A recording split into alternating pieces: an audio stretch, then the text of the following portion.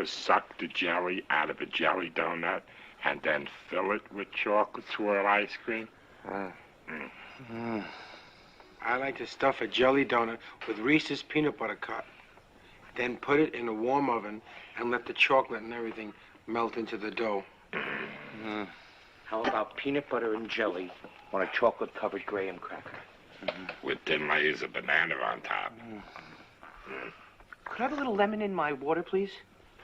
Folks, with little slices of banana on that. That absolutely kills me every time. It's going to Get take a the little more honey, than lemon. Junior. Joe, how are you? Good. Krelbar is wearing how the you doing? scary mask today. Krelbar, welcome to the show. Look at everybody. Krelbar has a guitar behind him today. You almost would have confused him as a guitar player. Beautiful. Everybody, welcome. It's Halloween. It's a great day. We have a beautiful guest coming on shortly, so it's going to be fun. First thing I want to do is, the other day, everybody in Massachusetts lost power. And then the next day I go to the gym, and of course the cable's not working. So I'm on a treadmill, bored out of my mind. And so I watched last week's Guitar Talk. Joe starts telling a story about how he's a Marvel character. That story goes nowhere because we all interrupt him. We're all loudmouths. And we interrupt him, and I'm like watching it going, yelling at myself to shut the hell up so he could finish. So Joe, I'm giving you the floor, and I want to hear this damn story of how you're a Marvel character. Oh, can you hear me? Can everyone hear me? We can hear you. All right, because I got here literally just in time with the, hey Dwight, how you doing? With the time change, I had to adjust my eating schedule and Michael's sleeping schedule. I just got him in bed and ran over here. That's why I'm all sweaty. But yeah, so last week when everyone interrupted me, I was like, I guess they're sick of my fucking shit. They don't want to hear about that. Years ago, I was a huge comic book collector. I got everything, literally pretty much everything that came out every week. And I started, just for the hell of it, I did like a review that I emailed to my friend Hoover. It was just an email I sent to him, and he thought it was so funny, he started passing it around to his friends. And somehow, some way, this ended up getting passed around to Marvel, to DC, to Valiant, to everywhere. At the time, there was a huge magazine called Wizard Magazine that was a comic book magazine. Even they had it. And the guy, one of the editors wrote to me, he goes, "You're better than the guy that we have that reviews our comic books." And I'm like, oh, yeah, because you can't say shit is shit when Marvel's paying you $50,000 for an ad on a full-size page. I can. So I had writers and artists writing me. So I became friends with the writer of Deadpool at the time. His name was Joseph Kelly, one of the greatest comic book writers still to this day. And he said, "Hey, give me a photograph of you and Hoover." My friend Hoover became friends, too. This is AOL. This is welcome to You've Got Mail. Right. This is back then, 93. And I sent in a photograph of me from Halloween that year. I went as the Undertaker. Now, believe it or not, my hair was down to my ass. And my friend Hoover sent in a picture as well. And the artist drew us in the book. And I even wrote the dialogue for our characters because for some weird reason, when we used to talk through Instant Messenger on AOL, we didn't talk like you and I are talking now. It was typing. And I developed something that Hoover named Scumbonics. Now, my name on AOL was Scumson.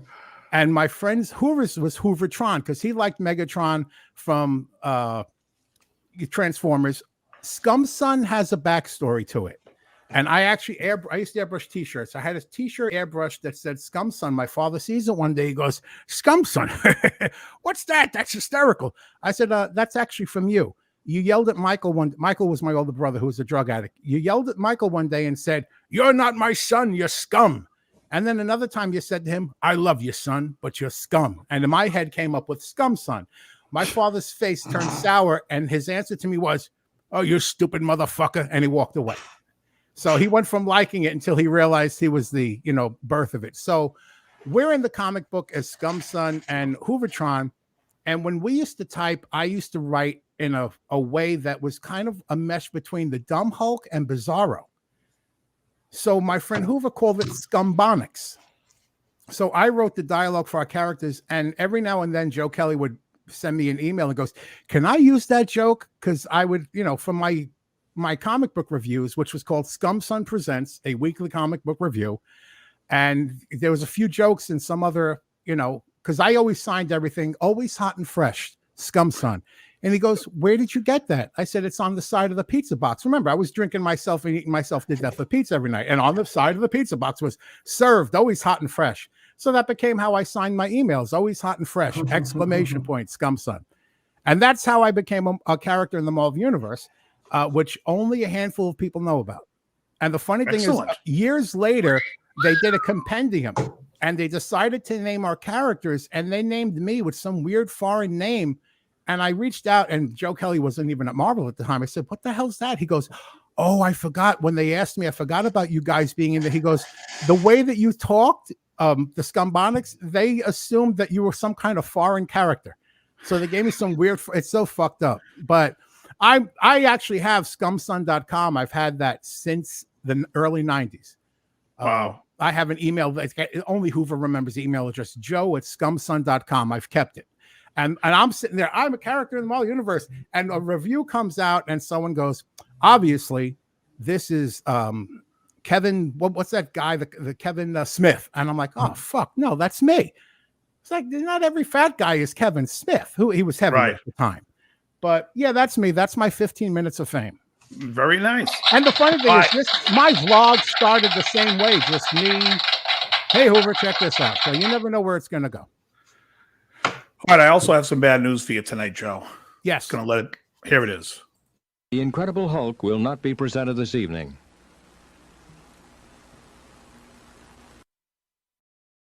That must be memories of your heartbreaking when you used to hear that. When the fucking writers strike back then. Hey, Hugh, how's everybody doing? All righty. So I have a friend, Rachel. I met Rachel, I want to say, was it 7 years? 6 years ago? About 6 or 7 years ago, I had a gig in Quincy, Mass. This is getting a little too hot. And yeah, please take the mask off. Actually, no, put it back. Oh, okay. And so this girl has been working. She did paranormal investigating. I've watched her on Facebook, just doing all these different things, really cool things, acting, modeling. And recently she started, well, I'll let her tell her story because I'm sure she tells it much better. So Rachel, I'm going to bring you on right now. Everybody, welcome Rachel. Hi, thank you for having me. Hi, happy Halloween. Happy Halloween. Thank you. All right, so you're doing a project now where you're directing, and which is going to be exciting because I see you jet setting all over the place. You're flying down south. You're flying everywhere. Yeah, now, it's really exciting. How did this whole thing start? It kind of like fell in my lap. It's one of those weird things that that occur in life. It was during COVID, and I've said no to acting for the past 13 years since I've been kind of out in public. And I decided during COVID to say yes to everything because I was just really bored. And I rebuilt a school bus into a house at that time. And whenever somebody asked me if I wanted to do something or participate, I was like, yes, because I'm going to die of boredom if I don't get out there and do stuff. So yes, if I may interrupt for 1 second, the bus thing is awesome. I've seen pictures of the bus. It's crazy. You took an old school bus and you made it like an apartment. Yeah, I made it like a glamorous apartment. Yeah, and is it livable? Yeah, it's livable. I lived in it during the winter for quite some time. I'm actually selling it right now to embark on a larger bus to make into a studio for some of my ventures because being out on the road is so hard without, your creature comforts. Right. Like almost like a Star Wagon. Yeah, kind of like that. And just, everything that you could want or need, the kitchen, everything. It's to be out in the middle of nowhere and to not have lights or to be missing something that you need on a movie set can be really frustrating. So I thought it'd be really great to kind of get a wagon going, and everywhere I go, I can just have everything accessible to me. Very cool. You know who started, by the way, this is just a side thing, guys, because these guys are trivia nuts. You guys know who started Star Wagons? What is Star Wagons? It's, like when they do movies, it's basically where they have like the dressing rooms and where makeup is done. Everyone has like a Star Wagon. They're like all glitzed out. Lyle Wagner. Oh. You guys remember Lyle Wagner from, was it Wonder Woman? Wonder Woman. He played Excellent. Trevor. What was his name? Steve Trevor. Yes. Trevor. And also his many appearances on Love Boat. And Carol Burnett. Of course. Yeah. Okay, sorry. Go on. I just had to bring up because we're talking about Star Oh Wagons. no, that's actually an interesting factoid. You oftentimes wonder where the movie set stuff came from, but yeah, it's nice to have that. It's just nice to have, everything that you need right there. It makes it easier. And I started dabbling in FX, so I was doing like ground effects and stuff. And you need like 30 gallons of blood. You just right. Sometimes it's not available all the time, So, so it'll be nice to go on the adventures and things. And I'm excited to take the director's seat at this point. It was something that I was kind of familiar with before. I was creating docuseries, true crime docuseries with Tina, that our friend in common that from years ago. And at that time I was doing a lot of true crime stuff, and so it wasn't acting, it was more just like reenacting if anything, but this is a whole new adventure. It's been interesting and fun, and I'm looking forward to expanding and going back and forth from the acting to directing. Right. That's awesome. Now, how did you get that? Was it an offer that like somebody came to you with, or how did the production team get you as the director? It was like a lot of they were very unorganized. And when I went in, I was like, okay, I've done this before. And I've been on a movie set now a few times. I was on Ghostbusters and a few different things. So I was very familiar with running the production. And since I formatted my own show before, I was like, you know what, let me just put this hat on and kind of take over here. And I did. And there was another director at the time, but he actually like sexually harassed me on the set. So I went to, it was like one of those fucked up things, but I went to the team and I said, like, it's him or me, like, this is what's going on. I like had screenshots and stuff, and I'm like, I'm not putting up with this. So at that point in time, it was kind of like put on me to, organize this and put it all together. And it went smashingly. It really did. There was a little drama there at the end, but at this point in time, I'm doing what I can to recover the movie. And also I started the series, which was like my payment for all the bullshit that I went through while I was on the set. So that's my form of thanks. So do you guys have like a date of like an ETA of when you're going to have stuff for viewing, or is it still too far off?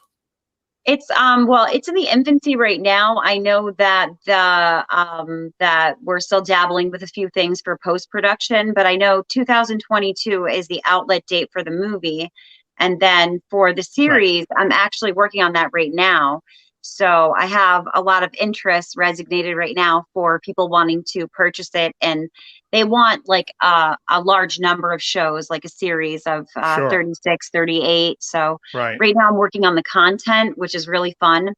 And because of that nightmare that I just went through living on the set with other people, I decided to get this bus going and go to the locations where people are. And it gives me the benefit of traveling, and people will have all of their own creature comforts in their own home area, and no excuses not to show up because I'll be right there, Right. I got a question. That's cool. And sorry, Joe, what did you say? I want to ask a question. Go ahead, please. All right. No, I don't, unless my dinosaur brain didn't hear it. What's the names of the series and the movie, and what's the premise? I'm interested. The movie is Go Straight to Hell, and it's a wraparound vignette of 4 stories where 3 people do something so heinous on this earth that they spend the rest of their life reliving it in hell. There's more than 3.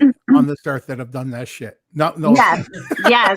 And what I could really sink my teeth into with this movie was that it was like the underdog kind of got the best of the situation, and it was people that you don't often see having to pay on this earth for things that they've done, like judges and doctors, and that's good. like Yeah. Yeah, that's why I could sink my teeth into it. I was like, you know what, like I've seen messed up stuff. They deserve to pay.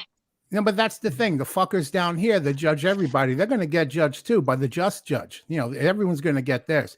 Now, are these horror? Are these drama, thriller? What genre would you say? Yes. So the movie's definitely horror. There is graphic nudity, a lot of violence, and there's a lot of very sensitive scenes and things like that. So we're gonna sorry, we got some Halloweeners here. Oh, it's okay. Some of the last as of the last. As far as the graphic nudity goes, my services as a body double are available. I think I'm, Dave. I think I've lost enough weight. I'm ready. I'm ready for my close up, Mr. DeVille. But you may need a wide angle, Mr. DeVille. Yeah.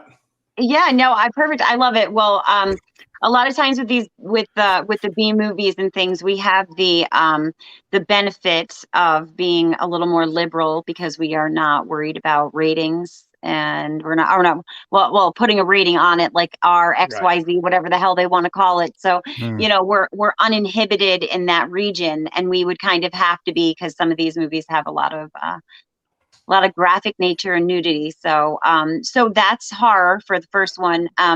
And for the series, I kind of wanted it to be more drama. There is slight nudity. Not going over the top because I want to format it for television. So I don't want to be too crazy, but the story behind the series is whoever you did wrong on the earth is the person that gets to drag you straight to hell. So if you were like Lisa Levy and you got to drag Ted Bundy straight to hell. So like the victims get to come back and they get to be a payback. They get to be the Grim Reaper. Yeah, you know what? I don't know if you watch this show. Does anyone watch the show Supernatural? Oh yeah, I know of it. I haven't. Do you ever see that, Rachel? No. I saw the first 5 years. Unreal. But I love when they have the people in hell have a ticket with your name on it. Like that's who's like your demon is and who's holding your ticket. Oh yeah, it's really sponsor.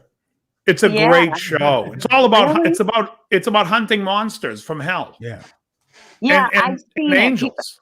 People I've seen, like I know people have like the tattoo. They're like obsessed with it. Yeah. Oh, it's a fun show. It's on every afternoon. Like it's like 11 in the morning to 2 in the afternoon. They run it on TNT like all like day. Yeah, I've seen the premise of it. I'm more like I like real like horror stuff. Like I don't know. I like that idea though. Some people do really that cool. like that genre is wicked. Now, are you a more horror fan or a more slasher fan? What's your favorite? Not what you're working on, but what do you like? I'm like a big zombie fan. Oh yeah. So okay. like huge. I know everybody's yesterday. Like so many critics. Oh, you did? It was on TV. I was like, I couldn't turn it away. I'm like, I gotta watch it. Original or remake? No, Shaun of the Dead. I thought he said one. Okay, well, Shaun of the Dead is great. Yeah, Simon Pegg and what's the other guy's name? Krell? Nick Frost. Thank you. Yeah, those are some of the stuff that I like, and also like Let the Right One In is another good one for horror for me. So kind of like realistic. I like grungy, dirty kind of, like that's the genre that I prefer. But also 80s horror. Oh yeah. Can't go wrong. The 80s was the best for horror. Yeah, that's for sure. I think that's where we all got our knack. Me and my friend, we locked ourselves in her playroom and we stole her brother's entire collection of Friday the 13th. And it was so good. And like, I didn't sleep that night. Like, I was like, there's stuff under the bed. Like, don't go to sleep. It's here. Pamela Voorhees. And I couldn't, everywhere I went, like everything was Camp Crystal Lake to me after that. Like I was really young. I was only like 6 and he had the whole collection. It was like hidden. You remember we used to like write the you'd put something to tape, you'd tape it, and then you'd write the name of whatever it was you were watching. So he had like code words for everything, but we broke into it. So I was in love with it ever since. Now, I saw Halloween, the original Halloween, in the theater. I think I was 10. I was either 10 or 11. It was like 78 or 79 when that came out. Really? Your parents let you do that? Oh, yeah. I saw Animal 78. House when I was 10. My mother used to take me to every inappropriate movie. Everyone. It was crazy. And I had a younger brother who was 2 years younger, and he was with me seeing them all. But Oh my I gosh. loved Halloween, but I thought horror changed for the better when Wes Craven did Nightmare on Elm Street. To me, I was like, all right, now I'm in. Yeah. Joe, what is your favorite horror? Oh my goodness. And Pam, hi, how are you? I'm huge with the zombies. I always have been. I remember when the original Dawn of the Dead was coming out in, what was it, 78, seeing the commercials. And, you know, this is back when there was maybe 1 or 2 TVs in the house. I think we had 3. We had the living room. My parents had one in their room. And my brother and I had this tiny one. And we're watching TV and the commercial came on. Yeah, the commercial came. No, look, my dad owned a gas station. So we had color all over the house. Oh. He was a but Lucky. the commercial came on with it busting through the door, and my head immediately snapped, Ma, because you know that means I need to go see this movie. And she immediately snapped back with, "Are you out of your fucking mind and have to put up with you having nightmares, kid?" No. But I wouldn't have had nightmares. But you were like, I got a room full of fruit pies. Oh, geez. Let's Yeah, go. that was an attic full of fucking fruit pies and soda.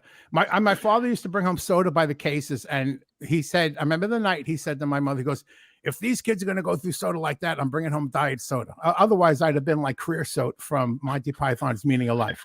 I've exploded from a wafer thin mint." Yes. But yeah, but it did years. I did finally get in 85 when the commercial came on. It was like a replay. The commercial came on the TV for Day of the Dead, and my head snapped, "Ma," and my mother answered, "Are you out of your fucking mind? I'm not taking you to go see a movie like that." My brother's girlfriend was there, and I hated her. I abhorred her. And she goes, "I'll take him, Rose." And I suffered her presence for that movie, and I'll never forget seeing that movie. I was like first row, just like, oh, I for that one day I was in love with her. But yeah, so that was my redemption for that one. Yeah. Now, are you a fan of Dawn of the Dead, Rachel, or the remake of it? Was it a remake in 2004? Yeah, Yep, 2004. 2004. I like both of them. Yeah, me too. Yeah, I have to say I like both of them, but I am a fan of the remake. I know I'm not backed by popular. Like, I know that everybody's got their own opinions and stuff like that, but some of the stuff that I enjoy the most were some of the stuff that got the worst reviews. I just don't care what other people think. I'm just sitting alone watching this stuff anyway. So Yeah, you sound like Joe. Yeah. She must be part Italian. That's when you say those 2 words, fuck them. As a matter of fact, when you were saying before, but the guy who sexually harassed you, my first Italian thing is fuck him, but I'm like, no, that don't work. This is when you got to use go fuck yourself. Yeah, yes, Time the and place popular. for You always got to give the Giphy. Yeah. Yeah, the Giphy works. It makes you feel good too when you say it. Yeah, it's a good feeling.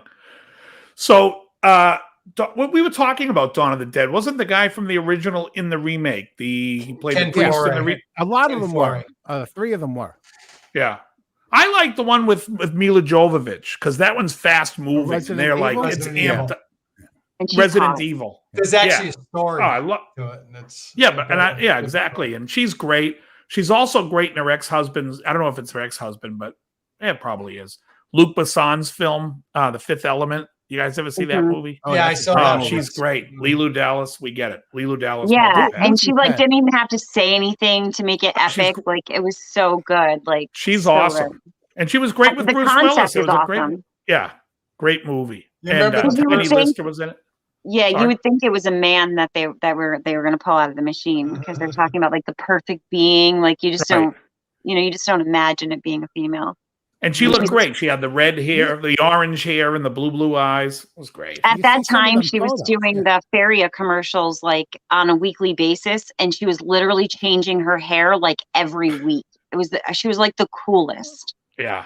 She You was remember great. the That's a good first movie. thing she was in? The first movie she was in? What is it? Return to the Blue Lagoon. Oh goodness, Oh, The that's right. sequel. Oof. She was in that. Terrible. That's the difference between a horror movie and a horrible movie. Yeah, Right. exactly. She got a lot of runway stuff. She did a lot of like runway. That's when I got to know her initially, but I was big into sci-fi when that movie came out. So I was like super excited to see. It's like one of a kind, really. Oh yeah, it's a great movie. That movie was great around then. Gattaca. If you guys seen Oh, that Gattaca, was a good Gattaca's movie. so good. That was a good movie. I feel like we're living Gattaca sometimes. yeah. What was the movie with the guy who I say Krelbar you remind me of? With the blue eyes, he's got a weird name. Celia. What was that movie? He was in it with the Describe the singer movie. there. They have time on their watch, and that's how long they have to live. Oh, that's a good one. That's with Justin Timberlake. And what's the guy who's hunting them down? Oh God. The black hair and the blue eyes. Yeah, that narrows it down. Come on, he's got a weird You know name. that like movie with that guy? Celia. I never saw the movie. I saw the trailers for it. I'm gonna look it up. Let me because you're making me crazy. He plays. He's like the main guy. He's also in a movie where there's a girl's like a they train a girl to be a killer. The government does. Oh, and then she's the movie's called In Time. In Time. Cillian Murphy. Cillian Murphy. Yeah. Oh, he was great. Cillian Murphy Murphy is great. He was in 28 Days Later. Not a zombie movie, but a great movie. I loved it. Also, he was the Scarecrow in the Batman trilogy. What's his name? Christopher Nolan trilogy. Yeah. He was really good. Yeah. And he pops up in a lot of things for me. He's in Peaky He's Blinders. he's one of those good actors that'll always get work. He was great. All right. What do you guys now? I don't know, Rachel, you may not know this, but I did a breakdown on my YouTube channel of The Shining. Have you ever seen The Shining? Yeah. I unscary the movie. Because I've watched all these different things about Stanley Kubrick and that I think I figured the movie out.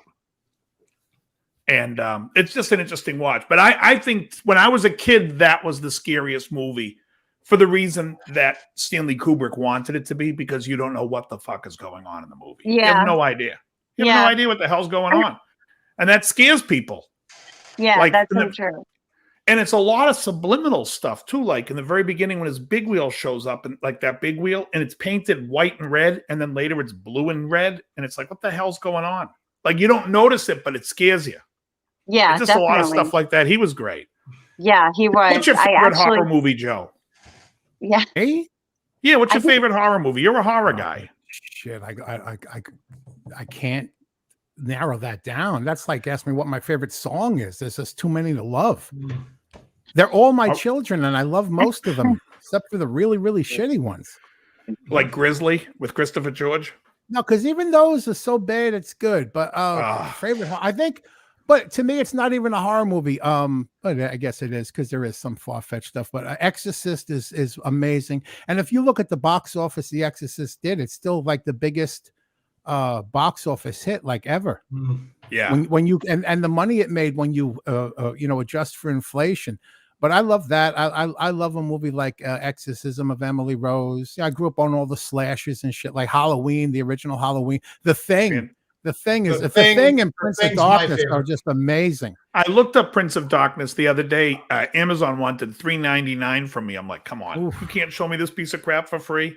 Joe recommended it. I watched it. Rachel, your favorite horror movie? You get two movies. You get a double feature. It's as good. I don't think it's as good as The Thing. Well, no, I never said it was. Yeah, no, he just said it was great.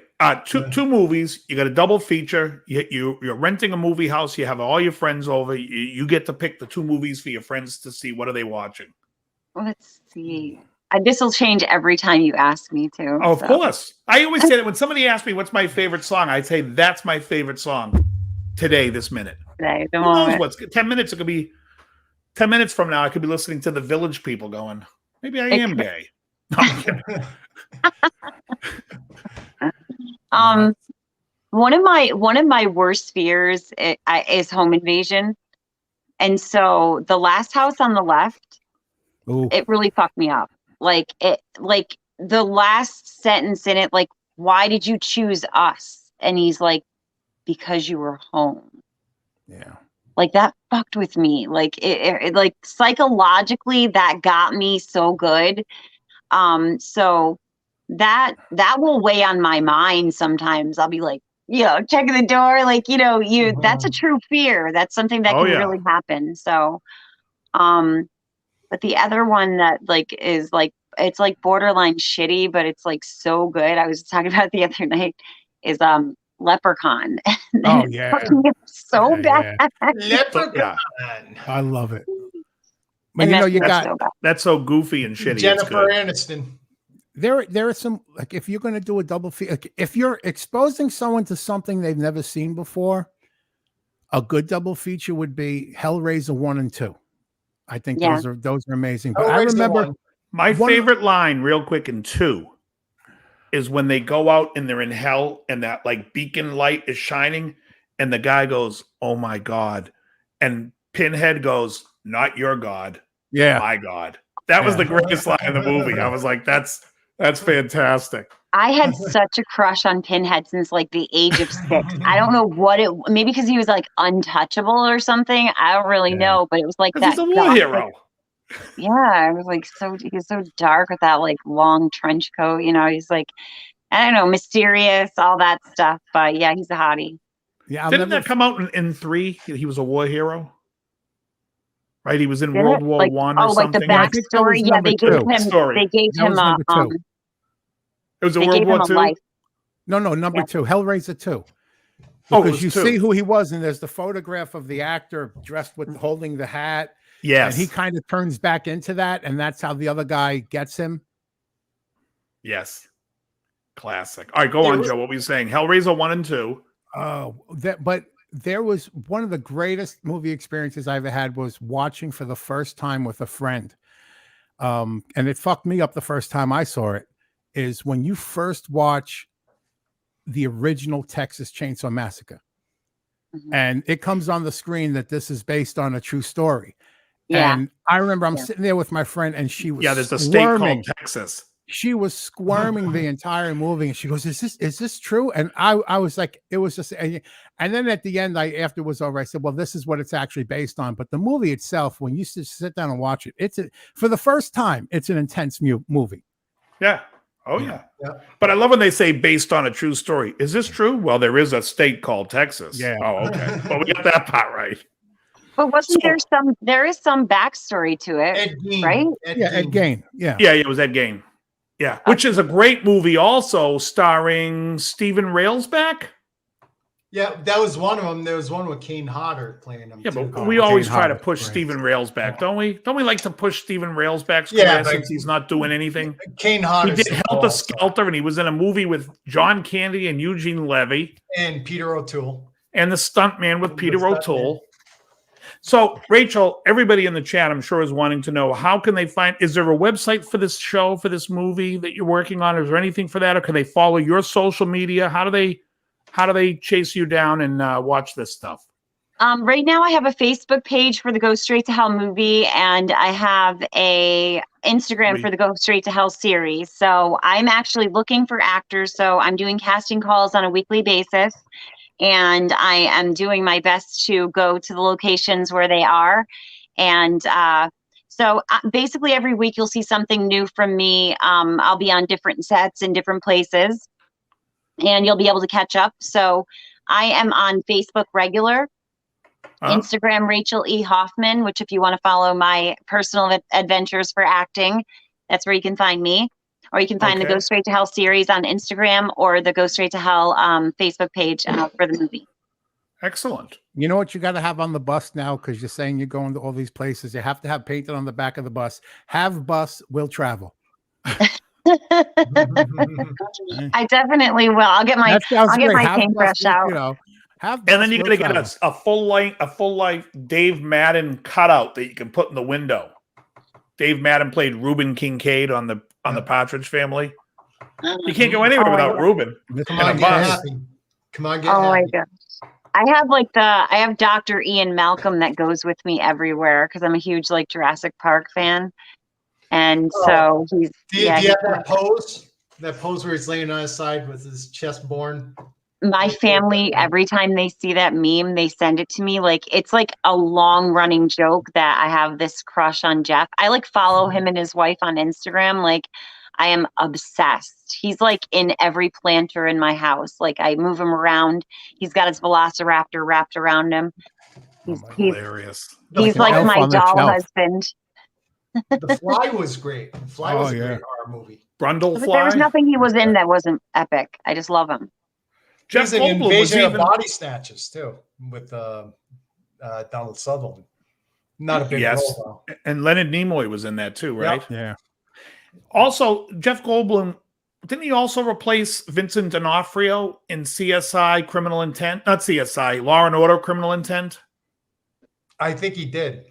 Yeah. I know. I have a trivia roommate and he said yes, so I'm going to go with yes if I had to. Okay. If I had to make and then a he did those call. commercials for the apartment search thing. Yeah, he did. I saw him in something recently. He's in a real old, I think it might have been in like Mystery Science Theater or Riff Tracks. They had him in an old movie, and I was like, God, he was so young in this. Death Wish, he played a thug. And he was on some series where he was trying new things. Like he was trying on like these shoes. People were like making things for him.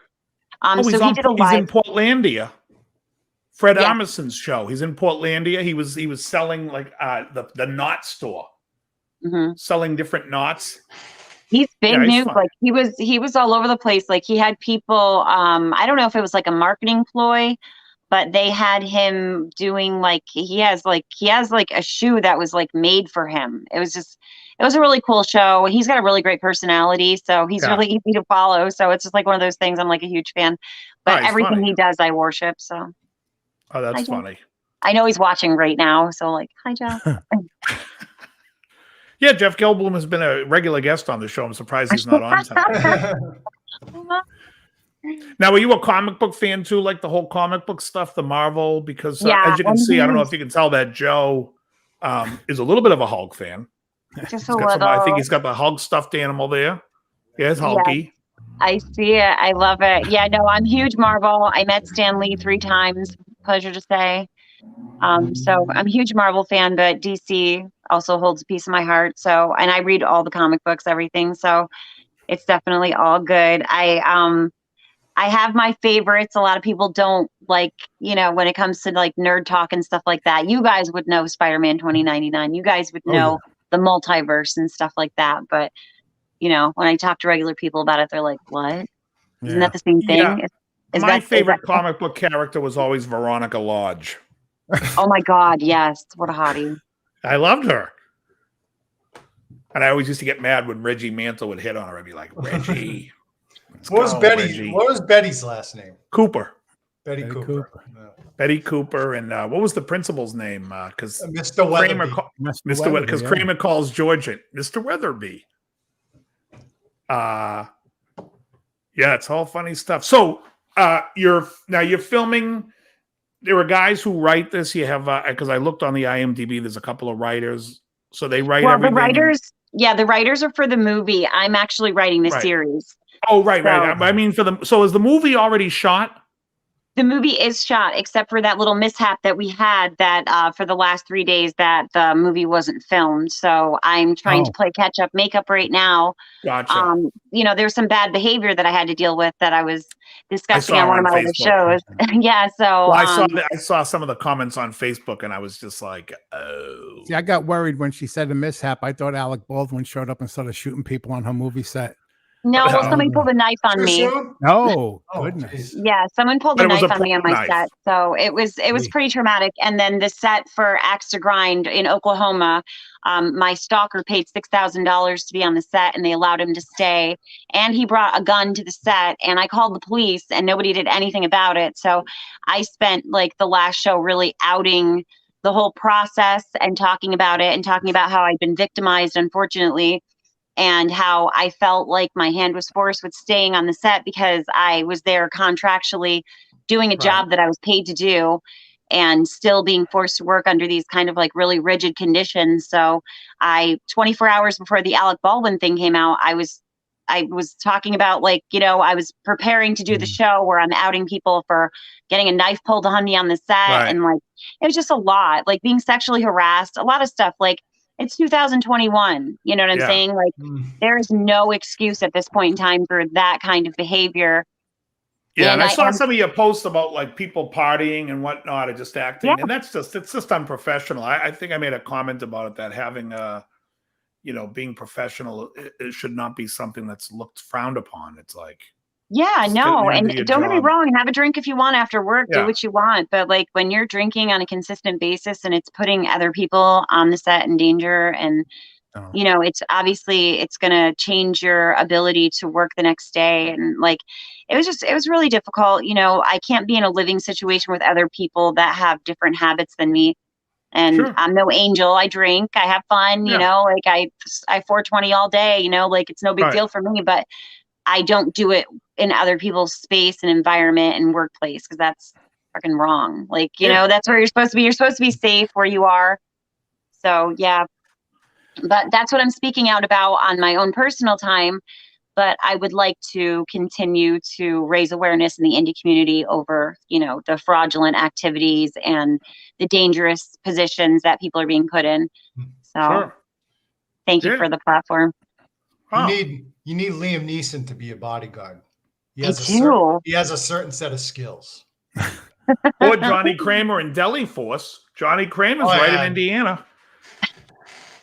Nobody can whip up a corned beef sandwich faster than... Yeah, no one can whip up a corned beef sandwich like Johnny Kramer. Oh my fly God! Out to Brent's in Los Angeles, pick it up. I'd never go hungry. The twice baked rye. He knows how to make a sandwich. You know, I'll just throw a sandwich at them next time. I'll be like, that's what you got. There you go. Deli Force. Slap that salami on them. That's interesting stuff. So now the show, you're pitching the show to go to like what, like a Hulu or some type of thing, or some type of like Pluto or some type of platform that buys shows and stuff? Yeah, right now, I have a couple of people right away as soon as it was kind of let out, since I had affiliation with television before. I actually turned away a lot of television when I was redoing my bus and stuff. I had a couple of interviews. People wanted to just get the reality of what was going on, so they kind of wanted to follow me around. So I have my slew of people that I depend on when I have a really great concept. Sure. And they follow me, I follow them. So I had hoped to kind of get like the most out of it. So I'm developing this a little bit and letting them kind of scammer at the pieces and see who gives me the best offer. Nice. Well, you know, the good thing in that is, position. Too bad there isn't a FearNet anymore. I know, right? FearNet. Yeah, Adam, you ever follow Adam Green at all and Joe Lynch? I can't say I do, but I did follow FearNet. Are they hosts? No, Adam Green's a director. He's directed the Hatchet series. Oh, that's great. With Kane Hodder. Kane Hodder as Aleister Crowley. You know, that is a great movie series. Yeah. And I've worked with Kane before because we're paranormal investigators. So we were, you know, we crossed paths a ton of times. You do the paranormal stuff too. Yeah, I want to hear about that. Yes, I do. So the last little bit of stuff that I did with the paranormal was the true crime series, and it was out on the East Coast area by the Bridgewater Triangle. So it was out by the land around where we had originally met. And so I'm going to continue doing the true crime stuff with the paranormal, and you can find me on Paranormal Expeditions if you guys like ghosts and all that stuff. Besides the horror stuff, I'm like totally creepy. Yeah. So I literally have about 8 to 10 terabytes of paranormal shows. Really? No, I'm not even joking. I got about, let's see, I got about 4 or 5 external drives, most of them are paranormal shows and movies and comic books.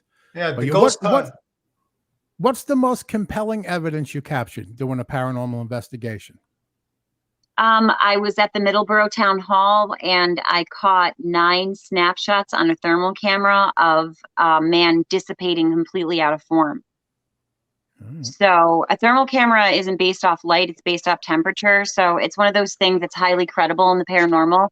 And when things are of temperature, like our bodies would be orange and red. And then sometimes if your nose is really cold, it'll be a little blue at the end.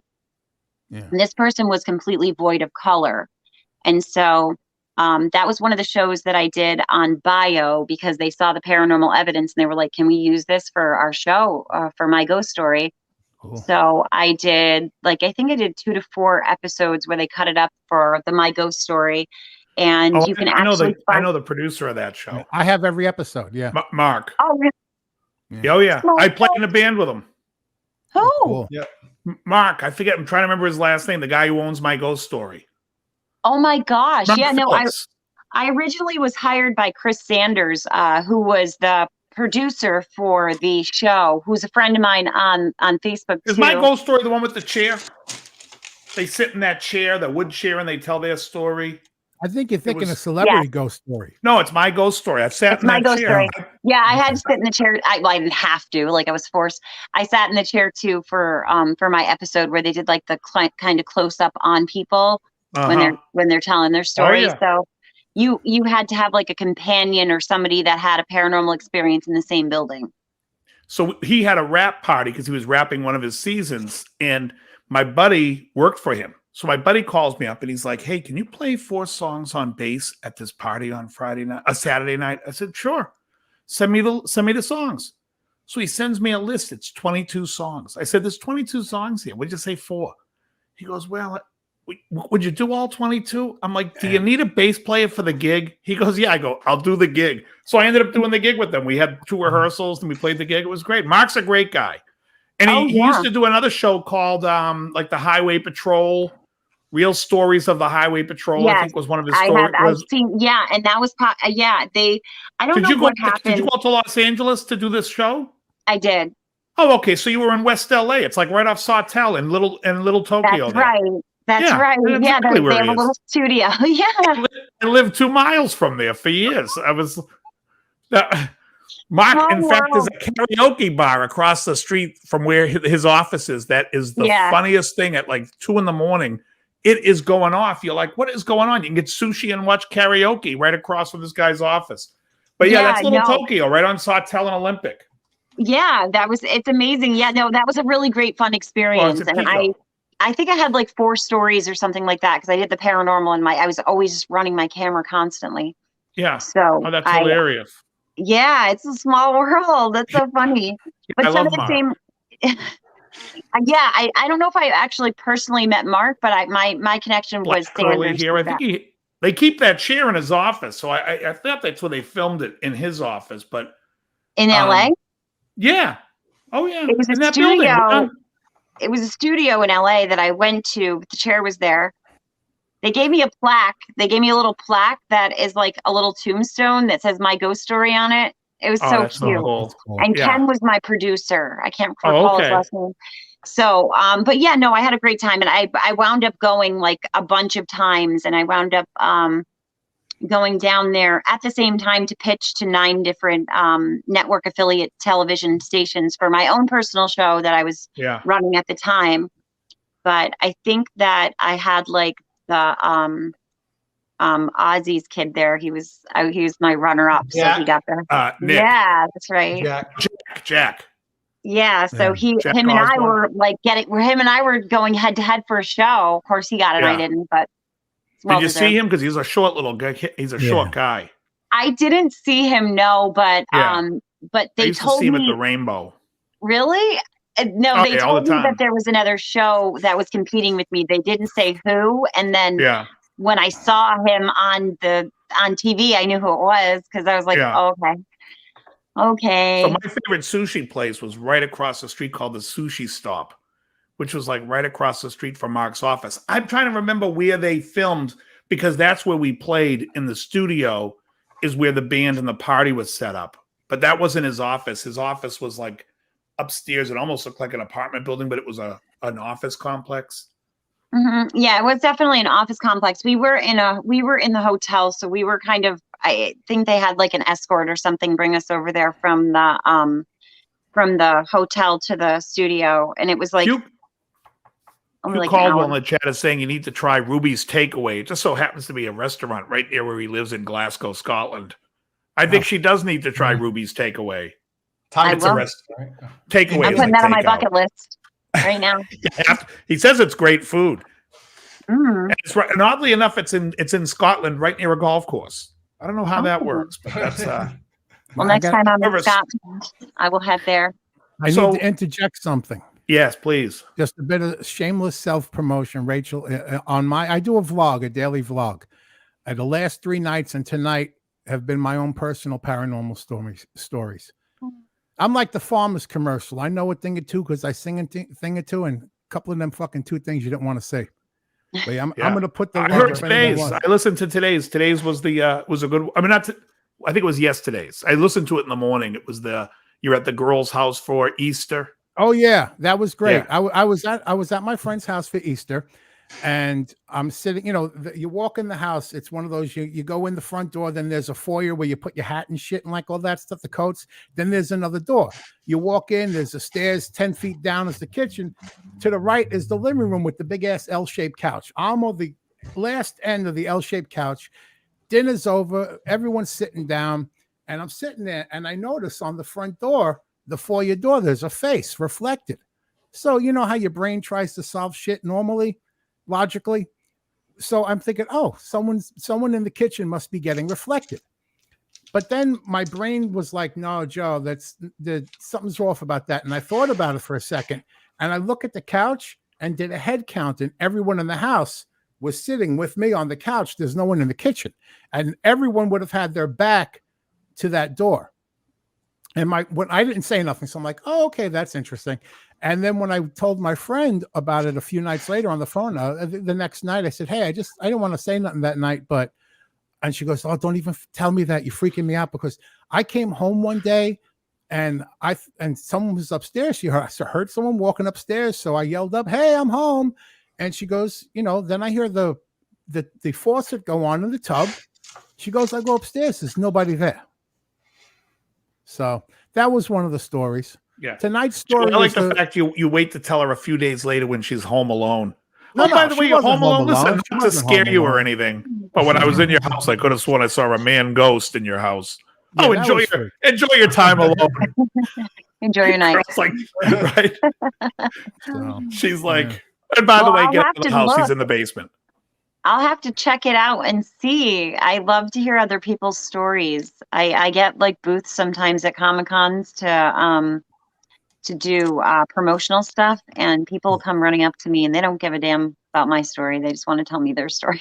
But Right. It's so cool because they all have such unique, amazing experiences, and I love them all. It's amazing. But I want to hear more about that. That's amazing. The cool thing about Joe's, just so I can plug you myself, Joe, Yeah, is go ahead. Joe's vlog is a sobriety vlog. He's sober 153 days. Today's 54. Before is today. Yeah, We're not through yet. Yeah. And congratulations. Thank you. Congrats. And That's awesome. and he watches his diet. What was your heaviest? What did you weigh? Oh, geez. I must have been about 1,000 pounds at least. But Unbelievable. I'm headed now towards about I'm getting, because of the clothes I bought recently are now like riding up to here big, and like this shirt I'm wearing, it sat in a drawer for over 2 years. I couldn't wear it, and now it's getting nice and roomy. But And what size is that shirt? it's a 5X. All right. So I'm going now down to a 4X, and I think I'm getting to that in the pants size as well. But yeah, if you look at if you look on my Facebook, on my photos, there's pictures of me thin from 2009. Oh, I saw. Yeah, I saw. So it's a journey. Yeah. But just Rachel, in case you do check out my channel, just be warned, I'm an Italian from New York, and we use curses like punctuation. Oh no, that's me too. That's me too. Trust me. I'm all over the place. So I'm one of 5, and my mom married an Italian when I was young. So you know. So, Yeah, you know. yeah, So Mena you know. Capelli. So yeah, like I definitely do. Yeah, I'm a little brash myself. It's all good. It's all good. Rachel, we loved having you on here. I know we've gone a little longer than you wanted to be, but I want to say you're welcome on the show anytime. Thank you for having me. You guys have been amazing. It's been great. Nice to meet you. Yeah, Very I look nice, forward yeah. to connecting with you guys on Facebook and hearing some more about your adventures. And thank you so much for having me and let me Absolutely. talk And about anytime you stuff. want to come on and Mhm. promote, like when you know more, like, hey, this is the date it's come on the show. Well, I Oh, just say, yeah. Dave, send Yeah. me a link. Or every Sunday night at 10 o'clock. I'm sure you have a few friends that are watching. I know I saw the comments that they would be watching. But I'd love to have you on anytime you want to come on. It's an open invitation. This is the crew. I got one more guy who's going to show up real quickly here. Let me bring him in. This is Mr. Mike Flanagan, who was with us today. Mike, welcome. He's eating pizza. Hello, Mike. Yeah. How are you? Can you Mike, hear me? you're a little quiet, Mike. Your mic's a little soft. All right, hold on. Your Pizza's that mic? good. Turn it up. I'm trying to. He's like, I'm chewing. Nice to Right. meet you, He's Mike. like, Enjoy your pizza. No. it's That was not a pizza. joke. He We had brought a pizza home today. for his wife. Yeah. See, but I was starting to say before, the good thing is that when you're making the horror movies, there's such an outlet and craving here we now are. for that. Like, especially with my favorite channel is Shudder. I could just leave that on all day. Yeah. Can you now? Can you hear me? Yeah, we hear you. Now you're nice and loud, now. Mike. Can you hear me now? What's next that? Say time- Next time you're on, I'll have some questions for you. Hey, now. Hey, All now. Yeah, right. we hear you. Um, We hear you. All right. You're good. Cool. So are you doing? Now you say Hey, you're doing one of these things does not belong. There's only one good-looking square in this entire screen. What's going on? That's right. Her name is Rachel. Admit it. so much. Oh, you weren't talking about me? Rachel, are you doing another show? Are you doing a show tonight? You said you had another thing to do tonight. Are you doing another one? Or? I had to, I'm so boggled. I'm going through my messages because I know I said I was going to pop on somebody else's show. So I just have to find them. I So get if you're you. watching this one, I'm sorry.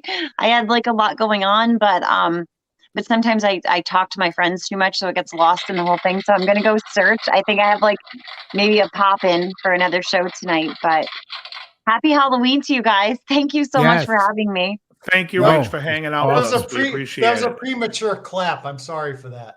But here's a clap to send you out. Sounded like popcorn. I thought it was Jiffy Pop. I thought he was making some Jiffy Pop shit. Yeah. I just All right, sounded so like everybody- the key to the. Rachel, now your Facebook, just real quick, is Rachel E or just Rachel Hoffman? Well, my Instagram is Rachel E Hoffman, That's what and it that's was. kind of like my live. My Facebook's kind of like whatever personal, but I have my Go Straight to Hell series on Instagram, and also the Go Straight to Hell movie on Facebook. So if you're friends with me, you can spread it around and show it around. And I also started my Only Flames today, so if anybody wants to come check it out. Awesome. Come- And everyone, come direct message remind me. her that you came from this show, so she knows who the hell you are. And I'm but it just some sounds like random you want guy. people to follow your Instagram, Rachel, so you can follow the story, Rachel E Hoffman, so you Yes, guys definitely. can keep up with what she's up to, what she's doing. And then the other one is Go Straight to Hell, and the third one was Just the Go Straight to Hell series on Instagram, and I am actually actively looking for actors right now. So Right here. where do they casting- have to be? She's Actually, on the bus. I'm going to the individuals. So I'm actually excitedly looking to find people in different areas and then capitalize on that. And I'm going to go to their hometown. Right Joe here was in Orlando. Florida, and he is a Right here in character. Orlando. Yeah. Yeah. All right. Oh, well, we'll be Yes. talking. You're going to Disney World. I'm a character in the Marvel universe, and I will write my own dialogue. I We've love already it. established that. I love it. He's I can't wait. I can't wait to see what you build for the character. I love it. I am a character. Yeah. No. It'd be good. No, Joe, you'd be very good. No, I know. I'm not. Yeah. I'm not. He's like, I'm I not know. patting He's like- myself on the back. There's shit that I don't know how to bring it up, but yeah, We're I'd going be to good. show them. You don't have to tell them. We'll show them. Right. Yes, like Missouri. Excellent. Show me. All right, guys. Well, happy Halloween, and thank you so much. Thank you See so you much, later. everyone. Goodbye. Rachel Hoffman, everyone. Thank you so much, Bye. Rach. Good Bye. seeing you. Thank you. You Take got care. it.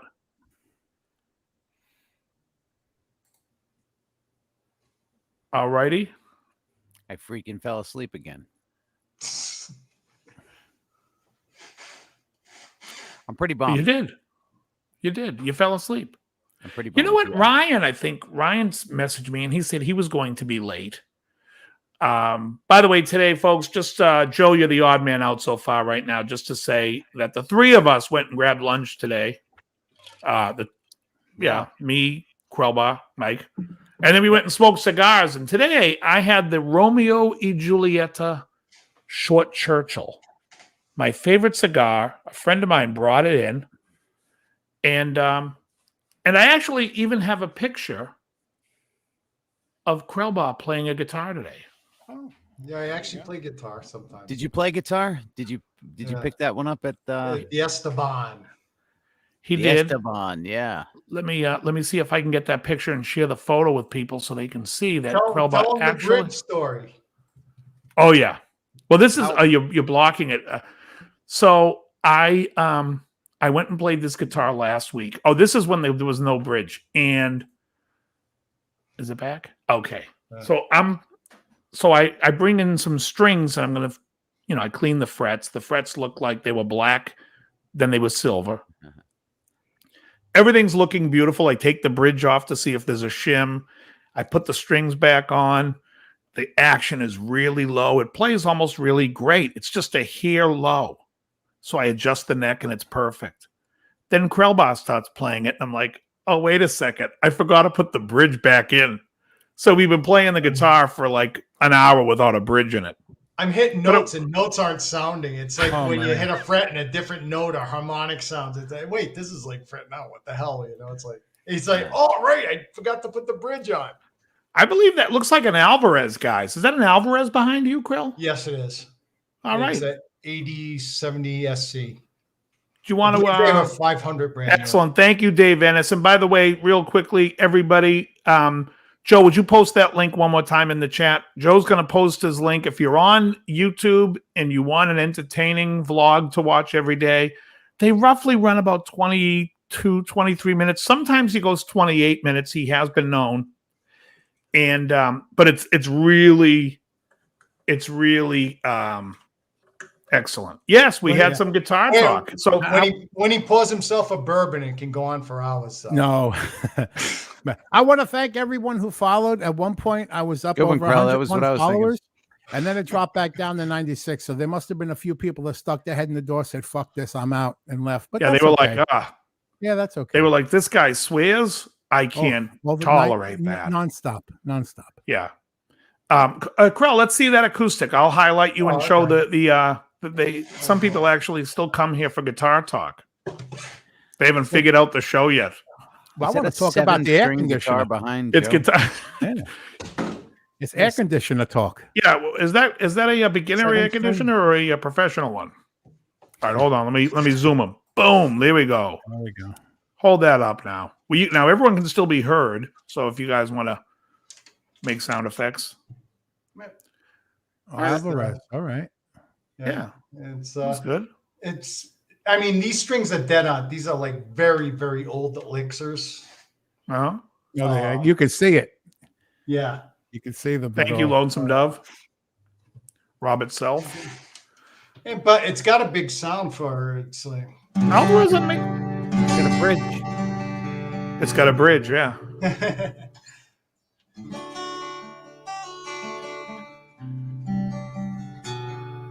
Ooh, G over B. Yep. It seems like guitar players always lean on that shit. Well, whenever they play, yeah. Just D, C. Yeah. The old cowboy chord. Sounds like you're ready to play. Heard it from a friend. Is it a split bridge? Have you seen that bridge? Is it split? No, I don't think so. I thought I heard more than it's a mustache. Yeah, but the bridge isn't split. A Takamine, I think, is the one that does the split bridge. Yeah, Takamine makes some good shit. Oh, yeah. Woke up this morning, forgot the words. When the sun was gone. Yeah, it's good stuff. Very good stuff. So, Joe, how was your weekend? First of all, let me just ask you this. So I was watching you. How did you make hot dogs again today, wrapped with bacon? Yeah, as a matter of fact, because the earlier start time, I was shoving down my throat because I had to eat dinner put Mikey to bed, and then get here for the show. So yeah, but they had finished cooking, and I put them in the microwave just to sit because I was still saying my prayers.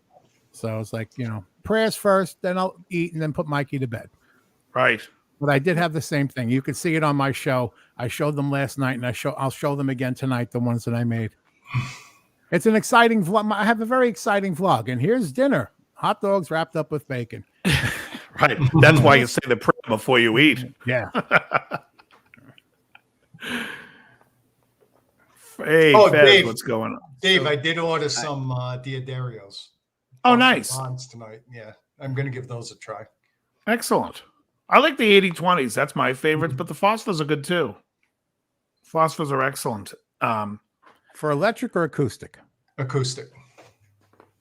Yeah, well, for the electric, I used the Dario, just the XL. Same here. Same here. XL. What the hell's the SKU? You use 9s, right? I use 9s. I use 120s. The XL 120s. I use 10s. I use the one. Yeah. 110s. Totally. Excellent. So, Joe, so I got you. Did you want me to post that picture of the Marvel thing? Because you sent that to me, and I didn't know if you wanted me to share that picture. If you want, I don't want you to get in trouble with Marvel, but if you want, sure. Why would they get in trouble? I don't know. Copyright shit. Can you not show it? You can show pictures. You can show pictures. It's basically review. That's me. They use me. I never signed a release, so I could sue them. Get some Marvel money. Hold on, I gotta find out why it's not opening. There it goes. Blunt Man and Chronic. Oh man, no, that's not the right one. Hold on. You would think this is my first time with a computer. Hold on. Downloads. There it is.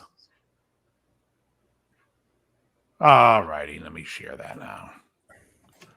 I just don't like the way they have you share screen with this thing sometimes. All right, here we go. It could be rough.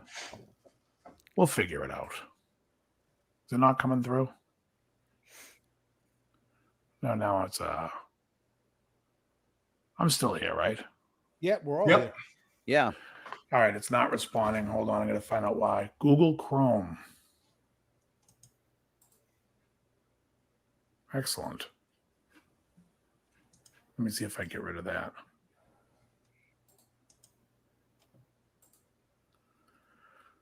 What the balls? Usually in StreamYard, you have to add it as something on the left-hand side. Yeah, you have to share, but now it's saying, now it's just showing that it's talk amongst yourselves, folks. It's showing, it's like, I could see me through the, let me try this. Hold on one second. Let me try something here.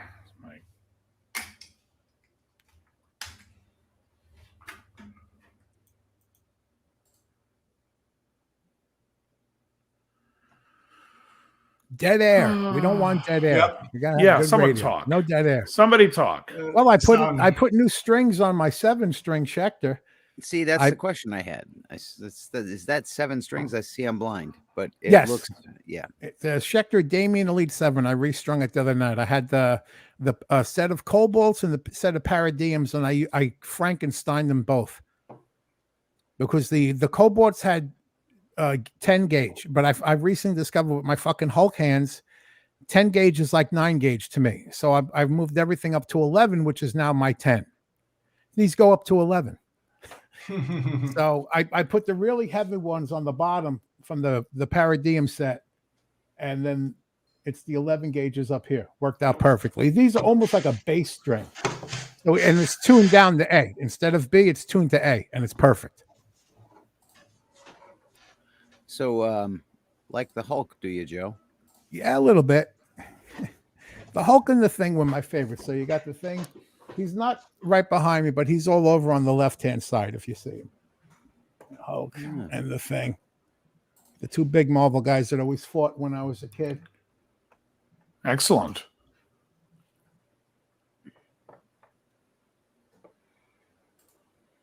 And wait one second. I thought I had. Okay. So, Dave, you're trying to share a photo that Joe has. Oh yeah. Well, you know what? Let me open it again. I think it might be. Let me just do something here. It might be the name of his photo because it's like some wacky code There, I Yeah, just that's how show- Facebook saves it. I know that's so. Now that I changed it, let me see if it'll let me share it. There we go. You guys see that now? There we go. Yeah. And so where are you're supposed to be the guy on the left? I'm the big fat bastard. Yeah. Holding a scythe. Son. I'll have to show you who- the original picture of me from that Halloween. That's exactly the costume I was wearing. I went as the Undertaker from WWE. Right. So who illustrated this? Who drew this? I forget the artist's name. Believe it or not, it's been a But while. that's supposed to be you. Yes. Yeah, that's me. Now the funny thing is, my friend on the right in the green, his name is Hoover, and his name in the comic is Hoovertron because that's what his AOL username was. He's as big as I am, and for some reason they drew him thin, so we don't know. But yeah, Deadpool kicks our asses. Nice. They It drew was him cute. It was thin. nice. From '93. Yeah, I think it's awesome. Nobody I ever don't know drew what me happened. thin, Joe. It's a problem. I'm not thin. I'm just drawn that way. Oh, gee, yeah. Right? Was that Jessica Rabbit? Like a rabbit. Yep. I'm not bad. I'm just drawn. Hey, I got a reference.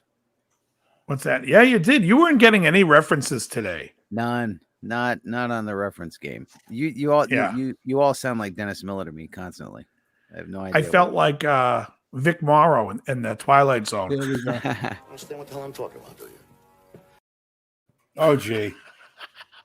You got the whole. Good. I got to see the whole clip. Do you have the whole clip? I like that. No, just that. You No. kidding me? I watched the whole clip. I'm like, there's no way I could show that. No, but I want to see that shit. I haven't Yeah. seen that in years. I was like, there is no way. There was So one Joe, else I you thought I- live in Florida, Joe? Yep, I'm in Orlando. Originally from Bayside, Queens. Oh, all right. It sounded like you were originally from Florida. Yeah, no. Yeah, just giving you the business. Yeah. I remember when I first moved down here, a neighbor was, "Oh, you'll lose that accent soon enough." And I looked at him. I said, "Let me tell you something. First of all, I'm an Italian from New York. That's not going anywhere. You people are all going to talk like me before I fucking talk like you." It's one of those things that, a few days after I'm dead, if you put your ear to the ground, you'll still hear some curses with an Italian, tinge to it. The New York Italian. Hey.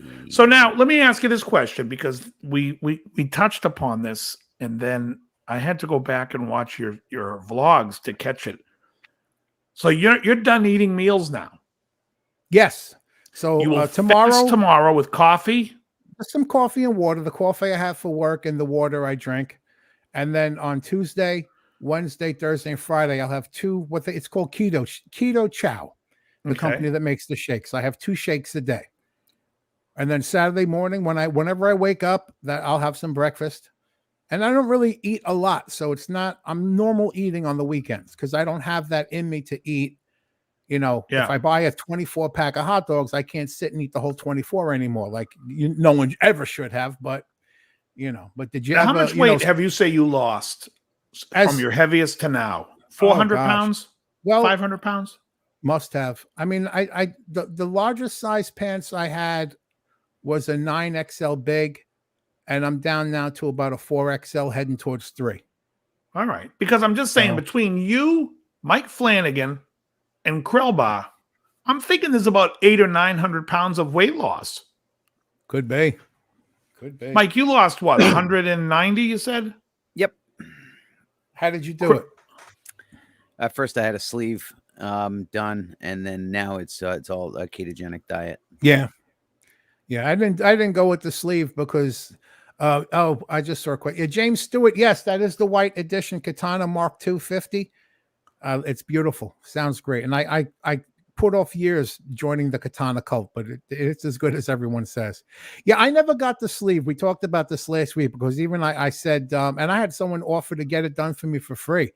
I said to my boss at the time, I says, no, because if I don't fix what's up in here, I'll just rip myself apart inside.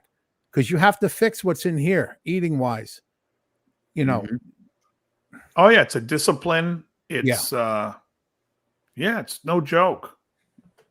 I agree with that. You have to have the right headspace. Yeah.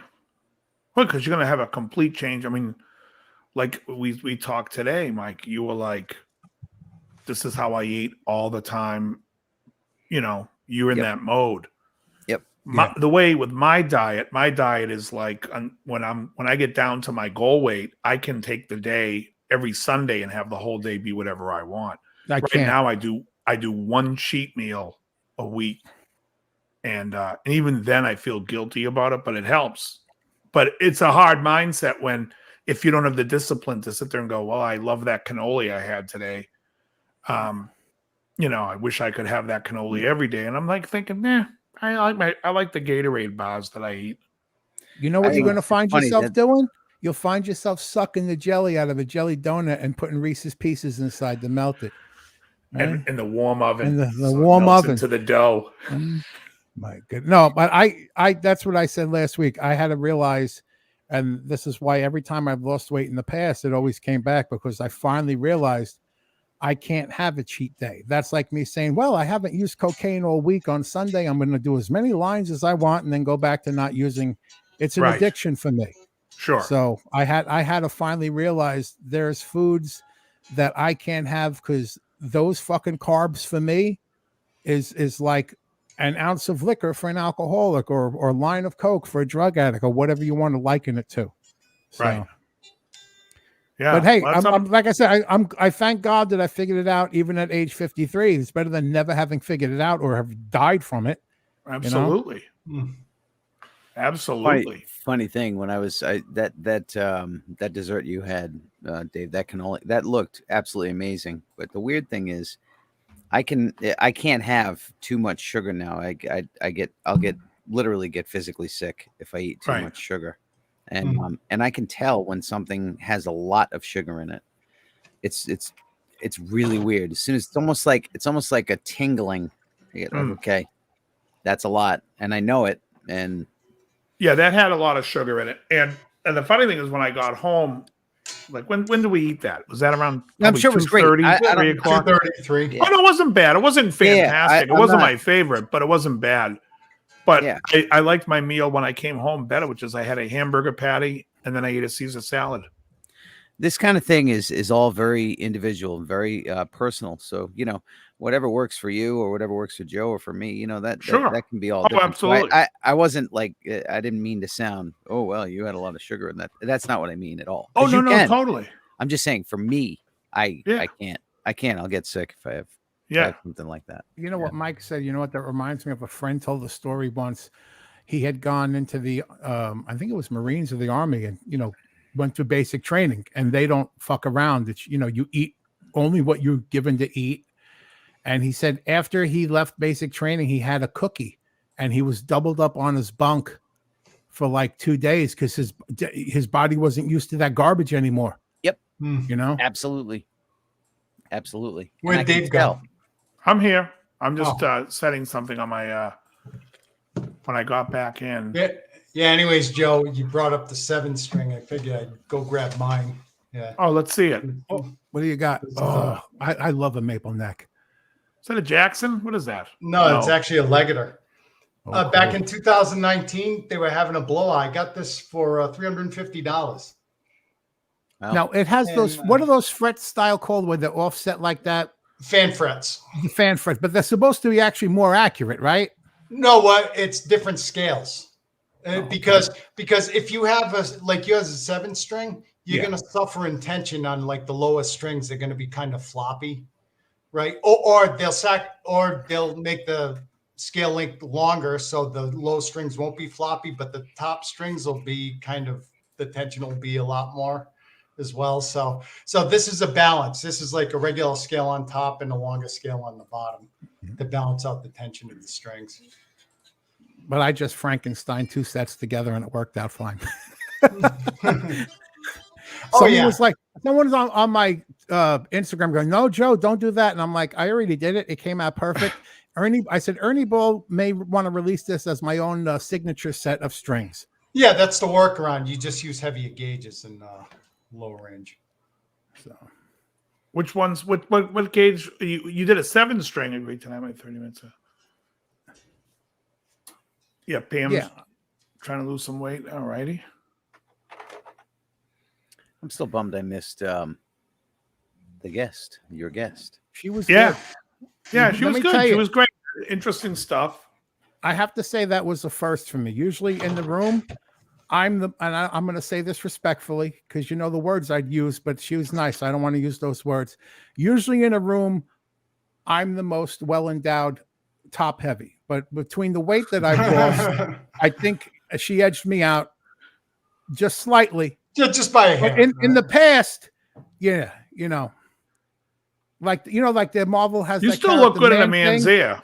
Yeah, I had a huge set of man tits. You couldn't get around it. Like It's a bro. That old Marvel comic book from 1977 called Giant Size Man Thing. Tell me someone didn't have a fucking ball naming that. It's the actual name of a book. Giant Size Man Thing. I remember that. Yeah. Somebody was laughing their ass off in the editorial bullpen, right? Shit. That's unbelievable. That was the answer to Swamp Thing. Swamp Thing, yeah. Len Wein. Was it really? Yeah. Yeah. I thought it was inspired by baby photos that I'd taken. The bro. So yeah, is that the 100 or the 50? That's the 50 katana you have, right? Yeah, there would have been no point for me to have 100. This thing never leaves the 5 watt, and even I'm like, that can't be 5 watts. It's too loud. Yeah. Yeah. That's the only reason I never bought a tube amp because, 5 watts is still way too loud. And I'm old. Look, I'm that generation where Sony came out. When Sony came out with the Walkman, I'm dead into Judas Priest and Iron Maiden. So that shit was on level 10 constantly. So my ears now, they're not, they're not as good as they used to be. And sometimes this high-pitched shit coming out of the guitar, I start wincing like a fucking dog. All right, here's the question. Judas Priest or Iron Maiden? Oh, Iron Maiden all the way. First concert I ever saw, 1985, January 17th, Radio City Music Hall. It was Iron Maiden. Power Slave tour. Power Slave. Queensryche was opening. We get there. Now, my friend knew the New York Queensryche City, touring the Warning album. Warning, yes. Now, my friend knew the New York City subway system like the back of his hand. The first time ever he takes the wrong one, we get in there, and literally, Queensryche go, dun-dun-dun, 2 chords. Good night, everybody. And I went like this. Like the way Seinfeld would look at Kramer. And then Maiden comes on. The first song is Aces High. Next song is 2 Minutes to Midnight. I just bust through my chair. Now everyone's sitting on their chairs, and I'm looking at everyone's back, and I go to my friend. I said, Richard, and he just shuffles over, and I sit on his chair for the rest of the show. Fucking great. I only ever went to one other. Go ahead. 2 totally different styles of metal. I mean, yeah.